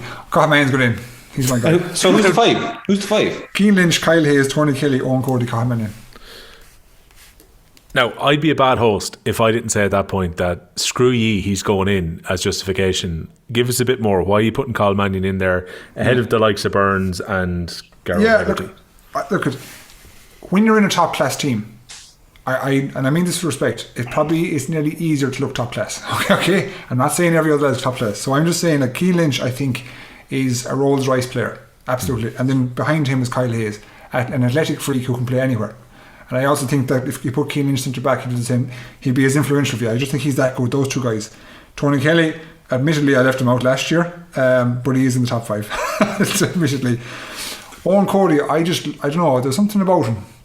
Strong, bold, you know what I mean, direct, win his own ball, likes high ball, likes low ball, can take it on. I just think he's going to be, like, he's top class for me. I'd have him in any team in the country, to be honest.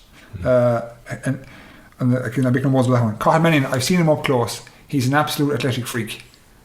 He's just like Paul was saying, he's had a bad run with injury at the minute. He's coming back nicely, I think, and I think he's prime for a big championship. He is top drawer, lads, when he's hurling nicely. That lad can score, from anywhere. So his skill set is huge. Like in terms of skill, what he can produce in skill, he's right up there with the very, very top. So he's in my top 5. Yeah. You've TJ Murph, right? And I know TJ is influential, hugely influential, and he's a high ball merchant, right? I just think he's probably and this is going to come across wrong. He's 35 this year, yeah. So maybe his athletic influence is not quite on the same level as the Hayes, the Kellys, the Codys, the Mannions, right? He's a top class player. He's a freak. He's a shooter. But if I was to pick him in a team between himself and Owen Cody, I have to say I'm picking Cody. Okay, that's fair enough. Like Owen Cody's a remarkable player. Like, I mean, I'm looking at my team now and I'm looking at, being honest, a player going, jeez, I've nearly got rid of Diarmaid Burns and put in Owen Cody. But like, I tell you what, something that Owen Cody does that I don't think any player does better than him. Like, he cruises out to a ball and he can come at it with either hand in terms of taking it with either hand. Now, like, I think anybody who was at the county final last year in Nolan Park, it was just remarkable. And even this thing of, he has an extra second on the ball. He runs at players, then he'll just stop and he'll turn around and come back and, check his step, hand pass it off. It's remarkable what he does. And like, if you think back to that video clip of the great Ballahale point against James Stevens last year, who eventually ended up with Evan Shefflin, and you look at likes of himself and Adrian Mullen, like, them two boys grew up with each other. And it's remarkable when you see a kind of a relationship on a pitch of two boys who completely just understand each other and just weave in and out. I think that's one very strong thing Kilkenny have for them, is those two lads are such instinctive players when they play with each other, when they play for Ballahale or play for Kilkenny, and they read it so well, they read the game so well. But then as standalone players, their individual skill and toughness and everything is absolutely remarkable. So like, you could sit here, like that top 5, we could sit here in an hour, guarantee 2 or 3 of those players would change around, because you'd make arguments for other lads. But look, Owen Cody, he's a remarkable hurler. And like, I mean, we've only seen the start of Owen Cody as far as I'm concerned. Exactly. Will, I have to hear yours. Ooh. See, I wasn't expecting this. We weren't either. Like The show's another foot now, my friend, isn't it? Yeah, you're kind of there. I'll just ask the questions. I'll sit back, listen to them. No. There's certain ones I need to get your opinion on too. Scribble them down. Shane Dooley, done. The back of a sticker here. Well, Lynch is obvious. So Lynch I'm going to have in. You've Lynch as well. I'm going to have Gerard Hegarty, even if you guys aren't. I'll put in Hayes. Then let's see. Then it becomes a bit more complicated. I think I'll have Kelly as well as number 4. Okay. That leaves me just 1 to go. And this is the problem when you've got so many Limerick players that are in contention to be even inside the top 5. And I'm annoyingly going to go for another one because of his unique skill set. And I'm going to put Dermot Burns into the top 5 as well. Yeah. And I'm sure that'll change as the championship goes on. And that's not to take away from anyone from the other teams. But I just think, like, Limerick at the moment, one of the main reasons they're so successful, quite aside from the way they hurl, they've just got 4 of the 5 best players in the country right now. Yeah. I mean, when we were picking against the 15, didn't we pick, I think, 8 Limerick players onto the team if we had a selection of everybody. At the drop of a hat, like, yeah. Yeah. But there you go. Not trying to be dismissive, right? But do you reckon if you took out your 5 players there out of their respective squads, yep, and put them into other counties, not Limerick now, would they be as effective? On your 5, Cian Lynch, yes. Lynch and Hegarty definitely would be. Yeah, Kyle Hayes, Kyle Hayes will, didn't you? Yeah. Yes, Hegarty, yes. Would you remember Burns? Would he get the same? Well, he'd certainly be a hell of an asset to have, Skehill. A guy who can hit long range points, long range frees, generally does very well as a defender against his marker at the same time. You're not saying that pretty much any team, given that everyone is playing a system at the moment where you want your half back line to be dominant, that he wouldn't actually be in addition to everyone else? Yeah, I just think that the system does apply an air, I suppose, facilitation to Limerick at the minute. Only because they're so good at it. Don't get me wrong. I know. I like, you see, if I was to take your NFL example and say if we did have a draft, and I'm sure this would be a question probably from someone for next week, if you had an overall draft, Cian Lynch would go in the first round, because there's not one team who wouldn't be. Don't do this to me now. Oh, Will, don't this to me. Oh, straight away, Will. I've got 32 picks now, haven't I? Yeah, 32.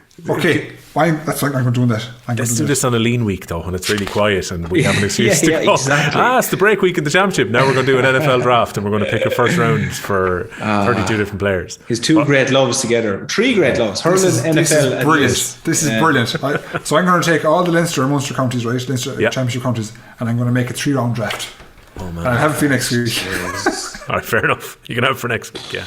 But I genuinely think Cian Lynch would go first round. I think he'd be the first pick if teams could have someone, because you'd then build your team around him. You'd have him in midfield and he'd be your linchpin.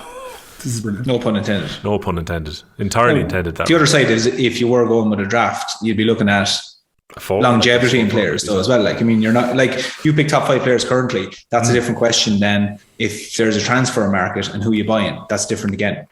That's a very fair point. I like one of those counties may well go Owen Cody, Adrian Mullen, look at their age profile. Yeah. They'd be perfect for us to bring in. Or you might just go for the best scoring forward that you can possibly bring in. Might be the intention, because forwards are obviously going to be more valuable as the. I can't believe we're giving full credence to this draft idea. I'm halfway the path myself going. So Westmeath are getting the first pick. Okay. And then Antrim. And then Dublin, and then Wexford. Okay. Jesus. This will be good, by the way, because I'm interested to see where some players like Owen O'Donnell or Killian Doyle or these players, where they're going to end up. Would the top teams be trading for them as well? And Skehill is going to reveal all next week. We'll see where everyone is going. Congratulations, James. Yeah. And we'll ask the guys smaller in the GA to make a big graphic so that we can see the depth chart for each franchise. That means we have to get Borgosh to sponsor a combine in Abbottstown one of the days. Yeah. Well, what we need you to do, Skehill, is get a big white suit and a cigar to rock on, with your NFL rings and stuff like that as well. Yeah. The Westmeath Wolverines pick. Oh no. The Kilkenny Clowns pick. And there's me thinking the Kilkenny Cats were already available, but there you go. This is it.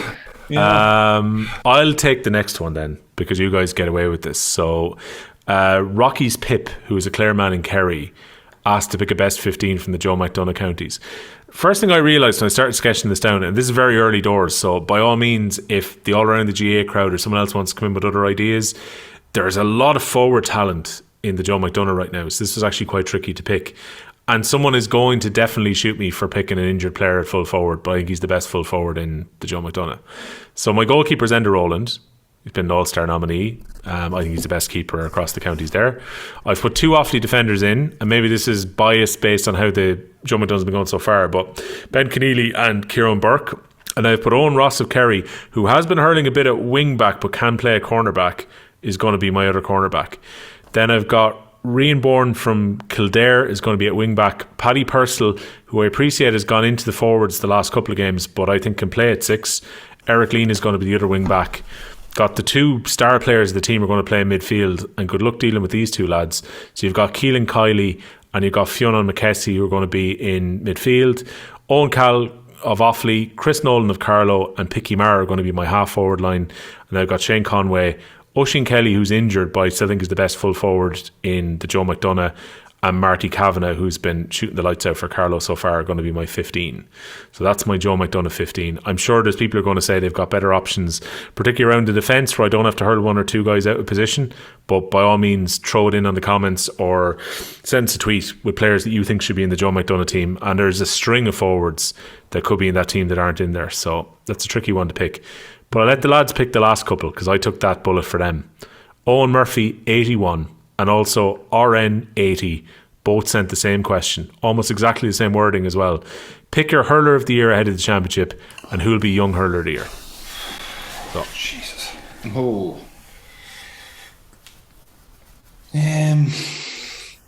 So right. There'll be nobody in Limerick that'll get young hurler of the year. Unlikely. They won't play enough minutes. Is that fair to say? I would say very unlikely, yeah. Unless there's a bolter and a half here. Oh, geez, no, there wouldn't be, would there? No.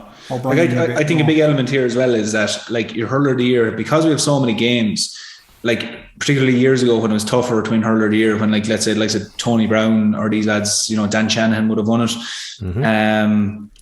where like they won it from a little bit further out. The fact that you have such a spread of games, I think, really has to be taken into consideration. Like, oftentimes, obviously enough, it'll come from the All-Ireland champions, but because you have such a spread of games, like the potential for a hurler of the year come from a team that may be beaten is also a possibility. I know because Limerick are so dominant that that's a smaller possibility, but it's just the fact that you have more games now and potential to see that. But nevertheless, I'll throw it out first. I going by form at the moment, and if he continues it, I think Barry Nash could be hurler of the year. Okay. Just from what he's bringing. And then, but by the way, when you're thinking of young hurler, just, you know, you were saying about, like, say, the coming from a player outside of the All-Ireland champions. Ozzie Gleeson in 2016 is the last to come from the non-All-Ireland champions. Oh, yeah. Okay. And I think he was the first in a while before that as well. But anyway, that's not to get off the beaten track. For young hurler of the year. Dan Shanahan was the last. But he won both. No, so hurler of the year was Ozzie Gleeson in 2016. Yeah. Dan Shanahan would have been around 2007. Yeah, and I think they're the last two in effectively a generation. Like, it follows the All-Ireland cycle other than that. But anyway. Yeah. I'd say young hurler of the year, I'm going to go with Billy Drennan. Young hurler of the year. At the moment, I don't see anyone else having as much a prominent role as him potentially in a team for the year. So that guarantees, Murph, he's going to get lots of game time. I know I've asked you 2 or 3 times about this, but you think, even with, say, some of the frontline players being in from last year for Kilkenny, even with TJ being back in the team, you still think that Billy Drennan's going to be very important for Kilkenny? Yeah, like, I mean, I wouldn't have hung everything on the fact that, like, it's a remarkable achievement for such a young player, like, you know, a 20-year-old, to be able to go and potentially put a question over, like, people are asking, will he still be under freeze when TJ comes back? That's a great compliment in himself. But, you know, I've seen in so many games that he's making the ball stick from play. He's making the ball stick. He's cruising around. You know, he's racking up, I'd say, probably an average of, you know, 3 points from play, 4 points from play. Like, you know, he's a real Rolls Royce. Like, I know we've said it there about Cian Lynch. Billy Drennan's kind of the same. There's a great calmness about him. Got 2-12 over the weekend against Galway. And just, it seems to just handle himself really well. You know, it seems to be very grounded about himself. And I do think he will play a prominent role this year. That's just, again, that's just the early look on it at the moment. But he just seems to have the attributes of a player that it's not as if he's a flash in the pan at the moment and that he's riding the crest of a wave. He's been really consistent about how he's went about his business, and just seeing him play, again, he's not in a rush. He's not in a hurry doing anything. He's really calm and composed and has a great, I suppose, maturity about his play. So I think that those elements allow him to have a good year, really. Okay. Skell, who are you picking for hurler and young hurler of the year? I think I agree more from Barry Nash. He was a standout player of the league, and I don't see him changing too much. Notable people as well as Kyle Hayes and Keith Lynch, 3 Limerick lads. But I'm going to go for Barry. Young Hurler of the Year. You see, it's a bit like last year. We don't have standout candidates that you say, right, it's going to be between these 2 or 3 people. Like Billy Drennan at the minute is the standout under 20 person, you could say. And then as I'm going through the list, I actually cannot for the life of me think of anybody else under 20, to be honest, who's going to have an impact on their senior team. I went through all the counties. Well, I went to Waterford, Clare, Tip, Limerick, Galway, Wexford. I can't think of anyone that's going to be ultra competitive there for that's 20 years of age. Cork, is Shane Barrett under 20? He's not. He's overage, isn't he? Not sure. I think I have a sneaky feeling he might be overage. If he is, he will be. I think he'll be on the first 15 for Cork throughout the year. Yeah. But yeah, Bill Drennan looks like the obvious option at the minute. But like that, I think TJ's going to check the freeze when he comes back. That's just my feeling. Will he have an impact from play, like more than an Owen Cody, a Mossy Keown, Adrian Mullen? I'm just not sure at the moment. Yeah. So I'm leaving that one open at the minute. I know Bill Drennan is the one everyone will point to, but I'm just not convinced.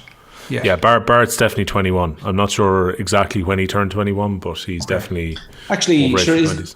Yeah, but isn't it Young Hurler of the Year is 22 years of age now? Yeah, no, he'd be very much in contention for that. I was just to answer Skell's point about whether he's still 20s. He should be prominent for the senior hurling team this year. Yeah.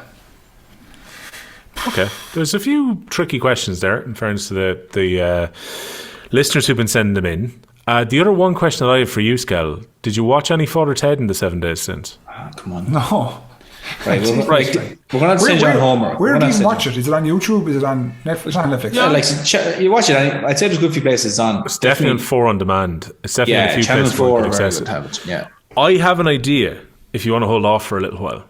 How would you like to do a watch along to one of the episodes? I'll see if I don't get us banned on YouTube by putting it up there. But I will put a Zoom call on. I'll record you reacting to it Gogglebox style, and I'll put the episode on in the background if you commit to doing that. Why wouldn't I? No problem. That is, yeah.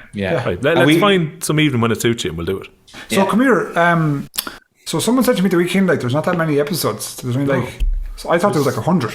No. Unfortunately, Dermot Morgan passed away when they did the 3rd season.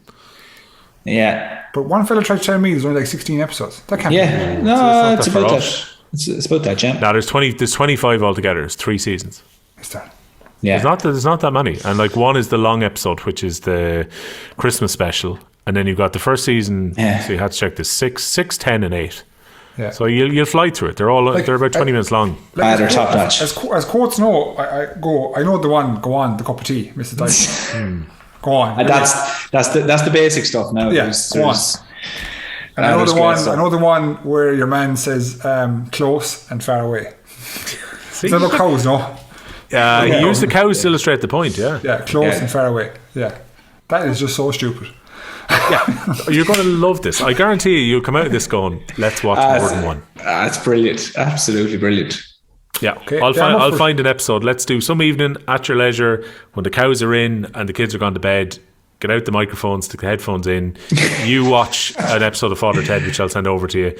And what I'll do is I'll record it and I'll stick it over the episode so people can see your reactions to what's happening during the episode. Okay. I'll probably get off the ball kicked off YouTube. We'll give it a go. Yeah, why not? Be all right. Yeah. Well, exactly. We'll claim it's fair use because, in fairness, Father Ted's been over since the late 90s, and I think Graham Lennon has other concerns rather than me if I stick it up at this stage. So we will do that one, lads. It's been a pleasure. Looking forward to breaking down Championship Weekend 1 with you next week. Take care over the week to come. Sound, lads. OTB's The Hurling Pod with Board Gosh Energy, proud sponsors of the Senior Hurling Championship.